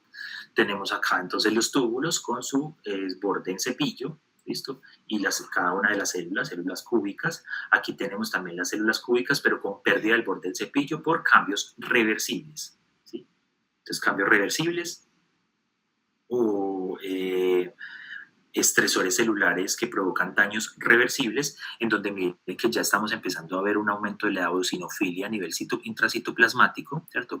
Esa eosinofilia va de acuerdo con todo el aparataje proteico que se activa a nivel celular para generar procesos de muerte celular, pero que no necesariamente se van a dar. O sea, es decir, el hecho de que yo ya vea esta célula así como más eosinófila de lo que debería estar, no necesariamente quiere decir que se vaya a morir, ¿cierto? Puede ser que puede sobrevivir, ¿sí? Pero esa correspondencia del color sí me está indicando de que está muy cerca, que está muy, muy cerca de la muerte. Entonces tenemos alteración de lo que no es necesario. ¿Qué no es necesario? El borde en cepillo por el momento, solamente las células están dedicadas a la supervivencia, pero aquí vemos también en algunos puntos como de pronto ya empiezan a haber células necróticas y vemos algunos depósitos. Y ya en la parte irreversible, entonces estamos viendo ya una alteración de la arquitectura importante, vemos restos celulares, miren acá, ¿cierto? Muy granulares porque pues, básicamente se está perdiendo el contenido celular a la luz. No vemos núcleos, ¿sí? De hecho aquí vemos, si ustedes logran de pronto identificar, aquí se ve como un rastro de algo basófilo, seguramente son restos nucleares, es decir, la cariolisis. La cariolisis es que hay una fragmentación, entonces puede ser que queden acúmulos de cromatina en algunos puntos y más o menos se dibujen así, ¿cierto? Aquí, por ejemplo, también podemos ver algo basófilo, que posiblemente sea un resto de contenido nuclear, ¿cierto? Pero mientras acá, miren aquí, por ejemplo, tenemos a la célula y todavía tenemos un núcleo que se ve fragmentado, ¿cierto? Entonces, cariorexis. Y acá tenemos estas células con un cambio nuclear, ¿sí? Que miren que el núcleo está como muy condensado, ¿sí? Como implosionado, que es más o menos lo que vemos en la pignosis, aunque en la pignosis la característica principal es que el núcleo se ve más pequeño y este no se ve como tan pequeño, entonces puede ser que esté como apenas en ese proceso. Aquí tenemos una fotografía que pues, nos demuestra precisamente esos fenómenos también en algunas de estas células. Estamos viendo pues, un proceso necrótico, pero particularmente este proceso necrótico, si ustedes observan, no se ve tan eosinofílico, ¿sí? Entonces, ¿de qué depende? ¿Cierto? Depende del tejido, del tipo de tejido en el que se esté produciendo, ¿sí? Pero si a ustedes les dicen, o sea, si ustedes no les muestran, digamos, el texto, ¿cierto? Y les dicen, ¿qué es esto? Pues que lo adivine teso, ¿cierto? Eso era miocardio, ¿sí? Está totalmente alterado, totalmente desordenado, el proceso necrótico aquí está plenamente instaurado, hay un gran infiltrado inmunológico, ¿listo? Y hay un proceso pues, de necrosis obviamente importante, ¿cierto? Que alteró completamente la morfología, o sea, mirar esta imagen sin contexto, difícil, ¿cierto? Difícil identificar que eso fue en algún momento un miocardio, ¿listo? Pero digamos que esta puede ser la visión, por ejemplo, de el proceso isquémico el proceso isquémico e infiltrativo que se va a dar posterior, digamos, al proceso necrótico central. Es decir, se produjo el infarto, ¿cierto? Y luego, entonces ya estamos en la fase, digamos, de curación tisular, entonces ya hay infiltrado inflamatorio, pero diseñado para hacer fagocitosis, para hacer limpieza, para generar un tejido de granulación. Esa fase previa a eso es más o menos como se ve así. ¿Listo?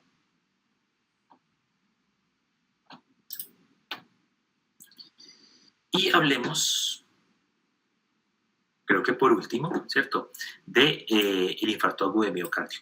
Pues vamos a hablar de infarto agudo de miocardio propiamente, pues cuando estemos en cardiovascular, ¿cierto? Pero resulta que es el mejor ejemplo, ¿cierto?, para poder integrar todo lo que hemos estado viendo, para integrar la necrosis, ¿cierto?, la inflamación y la curación, que son ya procesos que hemos estado estudiando a lo largo de estas semanas, ¿cierto? Entonces, lo traigo sobre todo como con ese objetivo, de demostrar e integrar esos temas y de cómo se van a ver de manera evolutiva. Pero esto lo vamos a volver a retomar.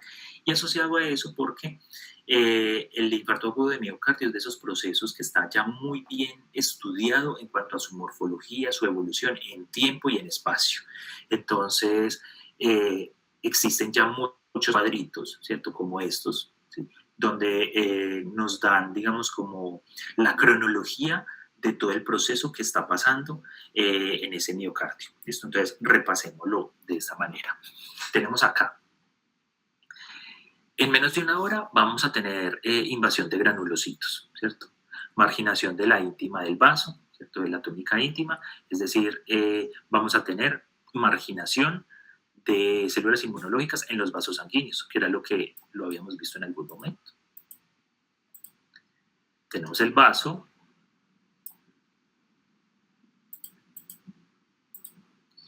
y pues no vamos a tener el contenido aquí de manera central, sino que vamos a tener a las células inmunes aquí en la periferia, en la pared del vaso, ¿cierto?, ya en procesos de rodamiento, en procesos de adhesión, bueno, es variable, pero van a estar ya aquí, o sea, marginación, ¿listo? ¿Y marginación de quién? Sobre todo de granulocitos, entonces, sobre todo de neutrófilos, ¿sí?, y de monocitos. Listo. Después de 2 a 4 horas vamos a tener degranulación de mastocitos, invasión de monocitos y reacción fagocitaria. Entonces ya vamos a tener a nivel ya del tejido que ya estos monocitos que estaban acá adentro ya migraron al tejido y se volvieron macrófagos, y las células que ya están ahí residentes, como por ejemplo los mastocitos, en el tejido se van a degranular. Sabemos que conlleva la degranulación de los mastocitos, una amplificación importante del proceso inflamatorio, más quimiotaxis, etc. Entonces, estos macrófagos también activados van a empezar a generar señales quimiotácticas y señales que van a generar activación endotelial. ¿Listo? Entonces, ya va a iniciar como tal el proceso inflamatorio. De las 4 a las 6 horas, aumento de la reacción de hiperemia en la periferia y depósitos de fibrina. Entonces ya posteriormente va a empezar a haber fibrina, ¿cierto?, en el tejido necrótico, depósitos de fibrina, y los vasos alrededor de la lesión, lo que les hablaba de la zona de penumbra, van a empezar a dilatarse, ¿listo? Y va a aumentar el flujo sanguíneo a ese nivel. De las 6 a las 8 horas vamos a tener necrobiosis de células y tejido, ¿listo?, delimitación del foco inflamatorio y aumento de la fagocitosis. Entonces ya vamos a tener que empieza el proceso de limpieza, es decir, más o menos hasta este momento tenemos un proceso de inflamación aguda clásico, ¿cierto? Aquí ya tenemos que finalmente ya hay una necrosis ya instaurada del tejido, es decir, no solamente el que había muerto por la lesión inicial, sino que también muchas células que ya murieron porque son inviables. Entonces, las mataron los linfocitos, o las mataron los neutrófilos, o las mataron los macrófagos, o se las fagocitaron los macrófagos, ¿cierto? Entonces, células que estaban ahí como en el límite entre sí, entre morir y no morir, pero finalmente inviables, entonces murieron. Entonces, digamos que acá el proceso de necrobiosis básicamente aboga por el proceso ya completo, ¿cierto?, de degeneración o degradación del tejido. ¿Esto? Que puede ser mayor al inicial, vuelvo y repito. Esto, ¿por qué es importante? Porque delimita el foco inflamatorio. Entonces ya finalmente, como después de esto, es como, bueno, listo, ya el límite, digamos, del proceso es este, y esto es lo que vamos a manejar, ¿listo?, de aquí en adelante. Y el aumento de la fagocitosis es que ya todos estos macrófagos van a empezar a fagocitar todos los detritos que resultan de todas estas reacciones. De 8 a 12 horas vamos a tener un aumento de células mononucleares, entonces van a migrar ya más linfocitos sobre todo, y de algunos histiocitos. Histiocitos son también macrófagos tisulares.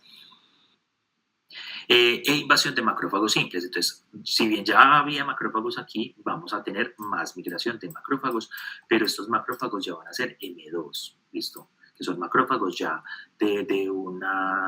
de alto poder de producción de enzimas proteolíticas y de metaloproteinasas degradadoras de la matriz, y que son los que van a encargarse de reformar todo. ¿Listo? O sea, los reformadores. Entonces ya no va a ser tanto macrófago M1, sino macrófago M2, y activación de los macrófagos tisulares también.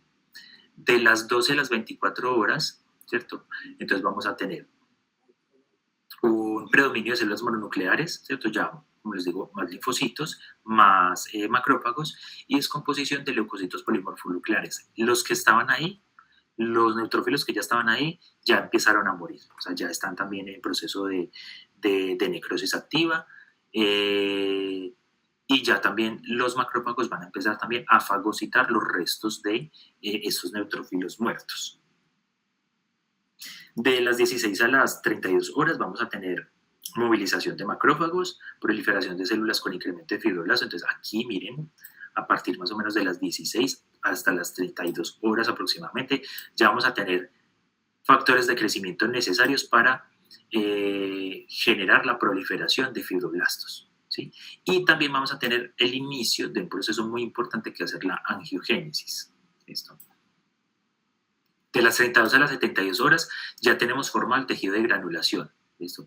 Y ese tejido de granulación va a tener pues unas características y ya las vamos a mirar, pero vamos a tener ya fibras de colágeno armadas, ¿cierto? No tan consistentes como en un tejido conectivo denso, pero sí vamos a tener por lo menos las fibras para armar un tejido conectivo laxo.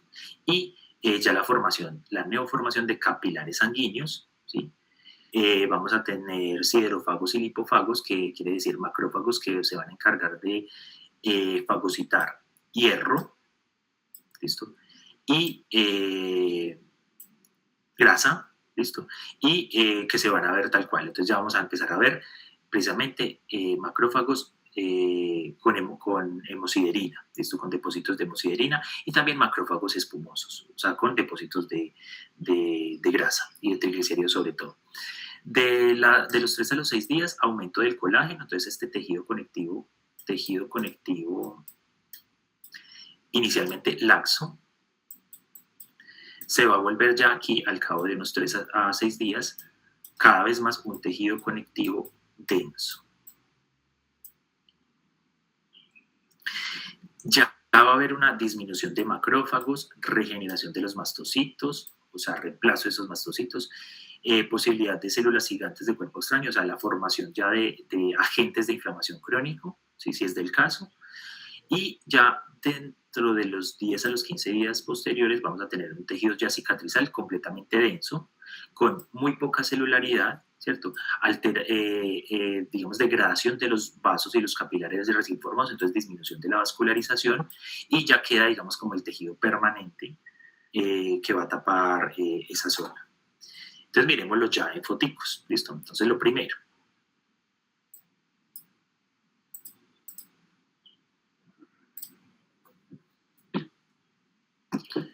Acá tenemos, entonces, lo que estamos viendo es ese proceso de marginación, ¿listo? Esto primero, lo que sucede antes de la primera hora inclusive, ¿cierto? Y es la invasión de granulocitos y la marginalización. Entonces aquí lo que estamos viendo, ¿sí? Es un corte transversal, perdón, longitudinal de un vaso sanguíneo, ¿cierto? Aquí estamos viendo, miren, los cardiomiocitos, ¿sí? El tejido conectivo, miren que también hay una infiltración grasa en estas zonas. Aquí ya en el tejido, en el estroma, ¿cierto? Del miocardio, que también es per se, digamos, relativamente delgado, mire que ya empieza a haber infiltrado inmunológico, ¿sí?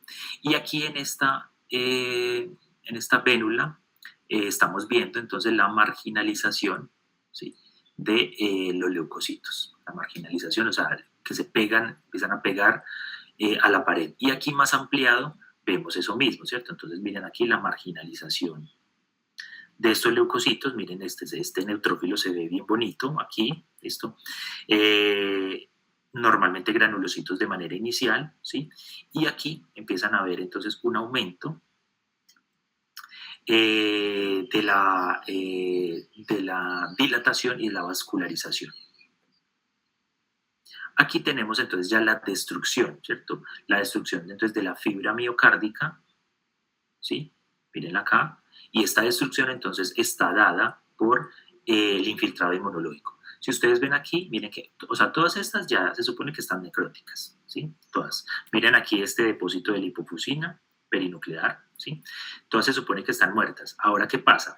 En cada uno de esas tabiques, digamos, de tejido conectivo está el infiltrado, ¿cierto? El infiltrado inmunológico, con sobre todo neutrófilos y macrófagos que están haciendo su asunto, ¿cierto?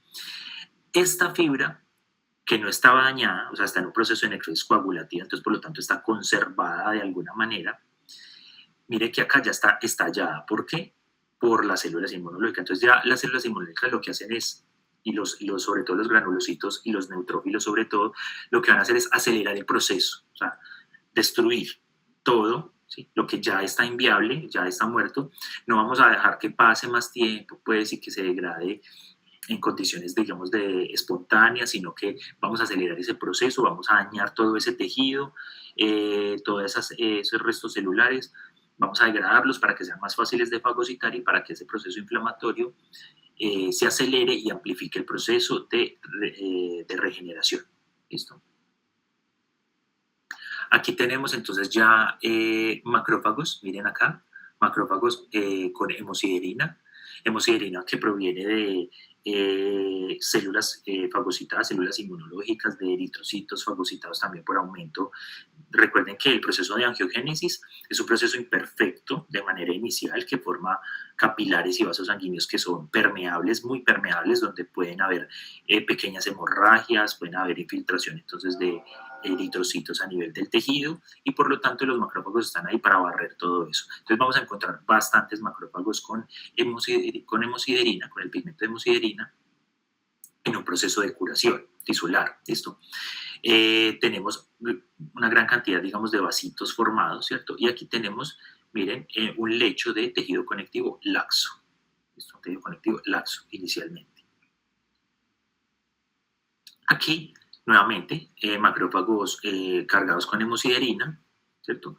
Miren que estos se ven un poco más claros, o sea, con un amarillo más, con un color más ocre, ¿cierto? Algunos otros se van a ver un poco más oscuros, eso va a depender del grado de oxidación, es decir, entre más oscuro, más viejos, o sea, más tiempo tienen ahí con esa hemosiderina.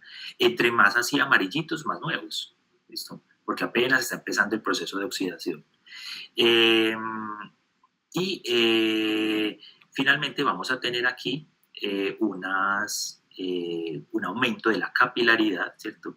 Y de la vascularización, con un aumento también del flujo sanguíneo a ese nivel, esto que es importante también determinar, que va a fomentar también la marginalización, aumento de la marginalización y del infiltrado inmunológico, en algunos casos si es necesario, pero aquí ya sobre todo cuando ya están los capilares recién formados, vamos a tener migración sobre todo de macrófagos que se van a diferenciar a M2 y de linfocitos que van a estar coordinando todo el proceso de curación. Aquí en el fondo tenemos un tejido, seguimos teniendo un tejido conectivo laxo. Y entonces miren entonces cómo pasamos de un tejido conectivo laxo, ¿cierto? pero un tejido conectivo laxo que ya está un poco más, que está, digamos, como en un proceso evolutivo de volverse más denso, ¿cierto? Miren que vamos a tener también degeneración grasa, eso también es común en procesos, digamos, de curación tisular, pero depende también. En el miocardio es muy común que sea algo de degeneración grasa, es decir, infiltrado de grasa, diferenciación de fibroblastos, y como tal generación de un tejido graso que ayude, ¿cierto? Con el proceso de protección, de amortiguación térmica, etcétera, para el recién tejido conectivo formado.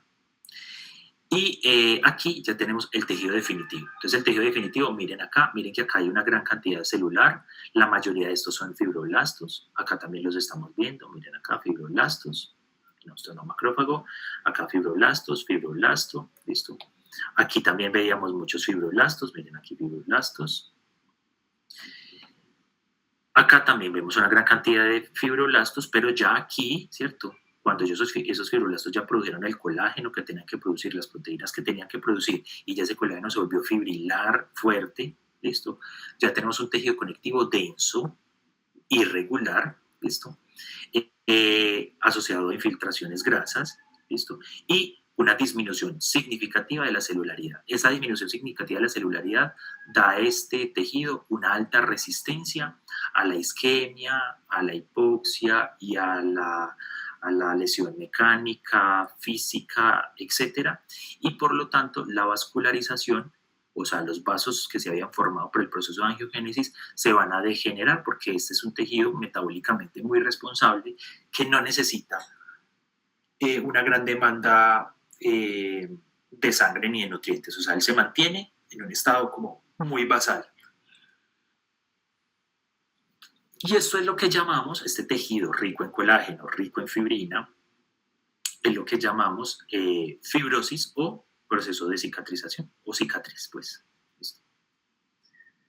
Bueno.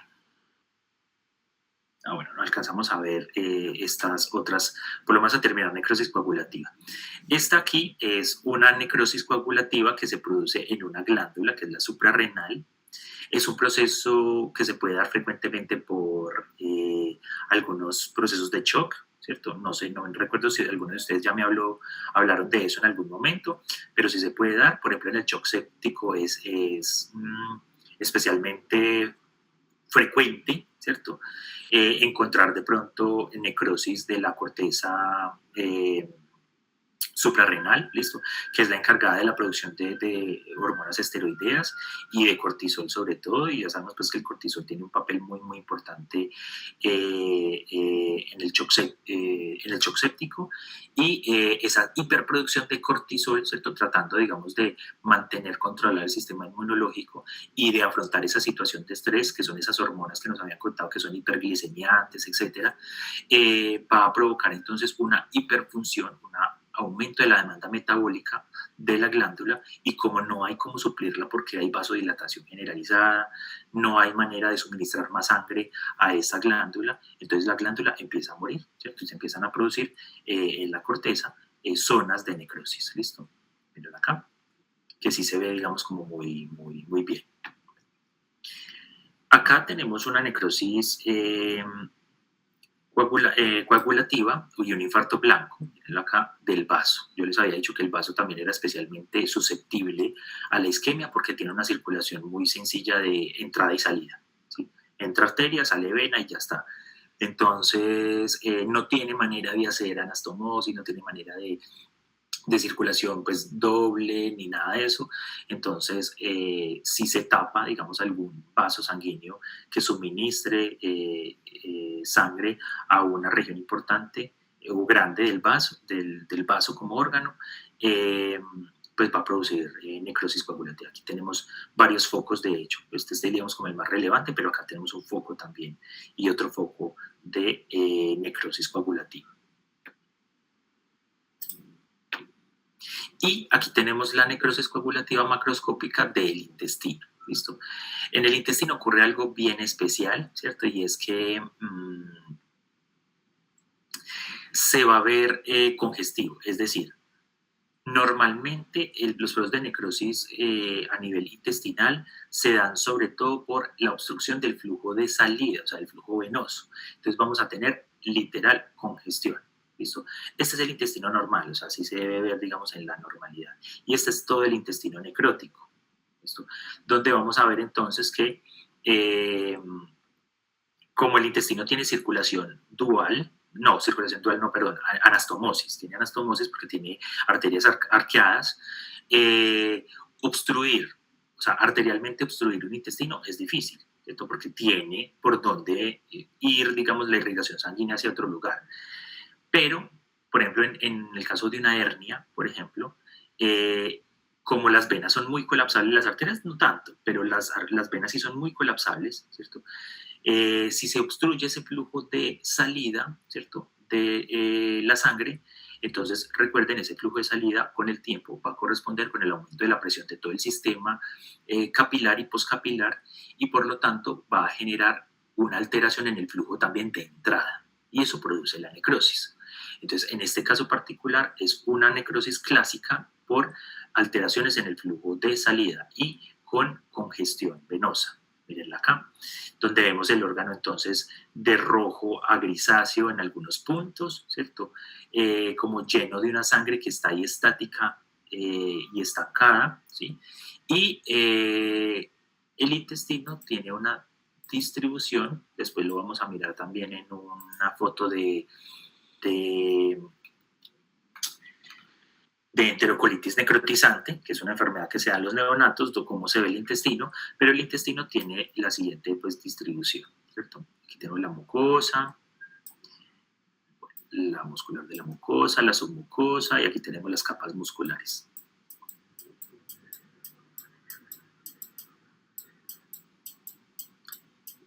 Y aquí tenemos a la adventicia o a la serosa, pues dependiendo. ¿Listo? El caso es que la necrosis intestinal siempre, ¿sí?, siempre es en esta dirección.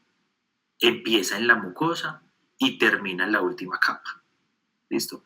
Entonces digamos que el proceso necrótico va involucrando estas zonas primero. Primero la mucosa, eso produce translocación bacteriana, etcétera, y puede producir también inclusive un shock séptico, y posteriormente va involucrando todo el tejido conectivo hasta que llega pues a las últimas capas. ¿Listo? Esto lo explico, es para definir por qué en algunos puntos, miren acá, se ve como si fuera una telita transparente.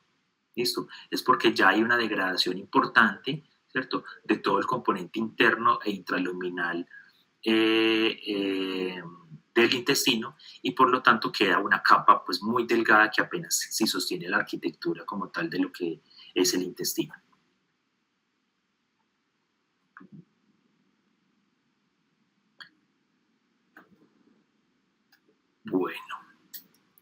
Bueno, de la necrosis grasa ya habíamos hablado, básicamente habíamos dicho que es un proceso de licuefacción asociado a saponificación en un área o en un sitio donde tenemos gran cantidad de tejido adiposo o donde tenemos enzimas, más bien, degradativas de ese tejido adiposo. Entonces, básicamente esto lo vamos a ver en páncreas y lo vamos a ver en el tejido adiposo. ¿Listo? Tejido adiposo, por ejemplo, del abdomen o de cualquier parte del cuerpo. ¿Listo? Entonces, los procesos centrales aquí son la pancreatitis, sobre todo la aguda, aunque la crónica también puede provocar necrosis grasa, pero en menor medida, y la digestión enzimática de la grasa abdominal. ¿Listo? Pero como les digo, no es necesariamente abdominal, puede ser en cualquier, digamos, zona donde haya tejido adiposo. Y puede ser, por ejemplo, de origen traumático. Es decir, si yo me golpeo un trauma de alta energía a nivel, por ejemplo, abdominal, y yo tengo, digamos, un abdomen adiposamente prominente, ¿cierto? Eso sí me protege mucho, de hecho me protege muchísimo, ¿cierto? Y han habido casos, por ejemplo, en el que la grasa abdominal ha salvado a personas que les han entrado balas, digamos, en el abdomen, de que no toquen órganos vitales, o que, por ejemplo, los apuñalan también, y el hecho de tener, digamos, bastante tejido adiposo contribuye a que no, pues, ese puñal no toque órganos vitales, pero esos traumas también de alto impacto pueden provocar necrosis grasa, ¿cierto? Y esa necrosis grasa pues se va a comportar como una necrosis en general, ¿cierto? Lo que es lo positivo, pues que el tejido adiposo, siempre hay tejido adiposo en abundancia, entonces eso va a ser reemplazado por generalmente nuevo tejido adiposo, pero también puede generar algo de fibrosis.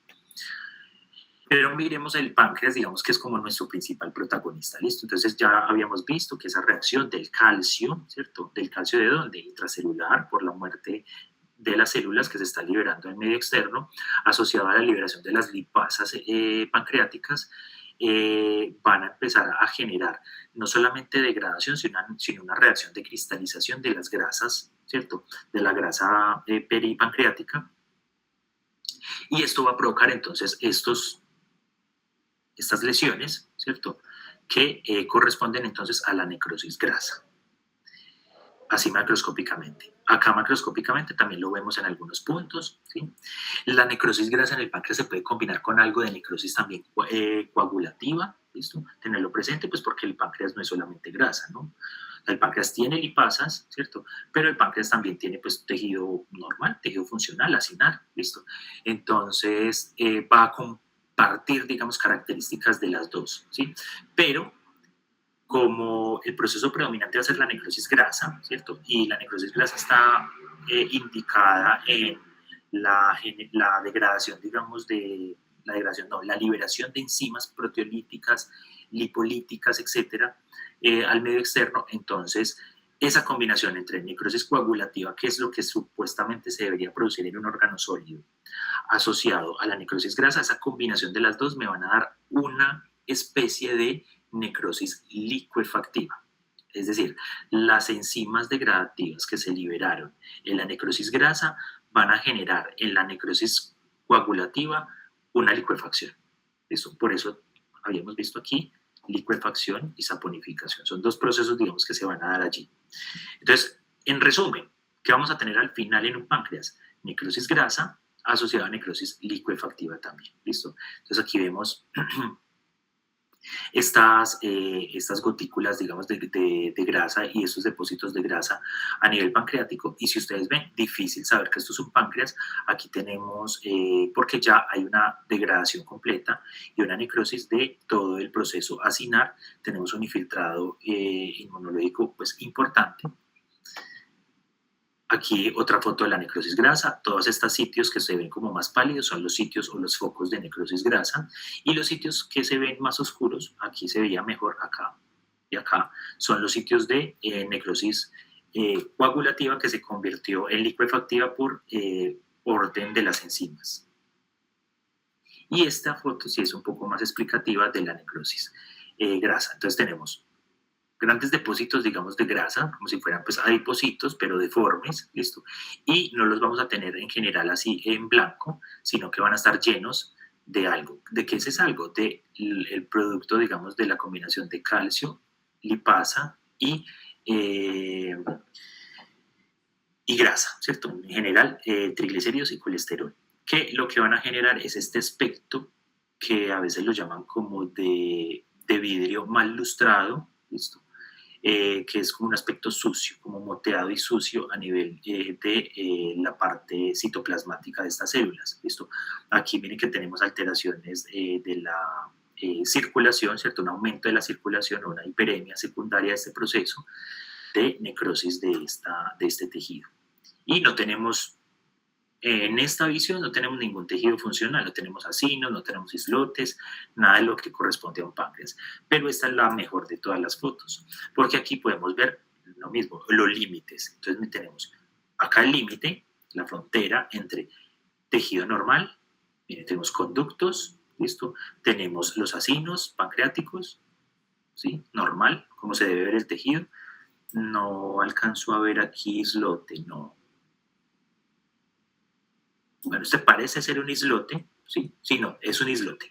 Este es un islote y conductos y acinos, lo que sucede normalmente en el páncreas.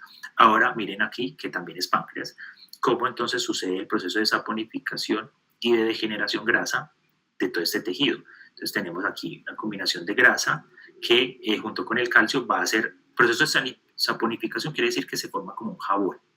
Entonces, básicamente aquí esto es como jabón, esto como burbujas o pompas de jabón, ¿cierto? Que contribuyen a la destrucción, digamos, tisular. ¿Listo? Aquí aumento de la vasculatura, ¿cierto? Para el proceso, digamos, de regeneración de ese tejido necrótico.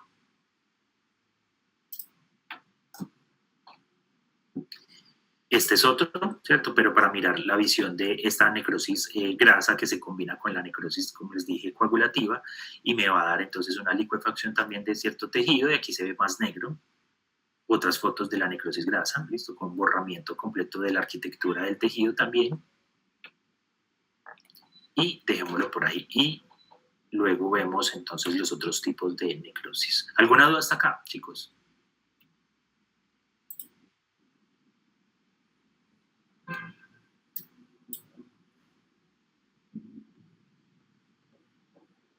No, profe. Perfecto. Bueno, chicos, entonces voy a dejar de compartir.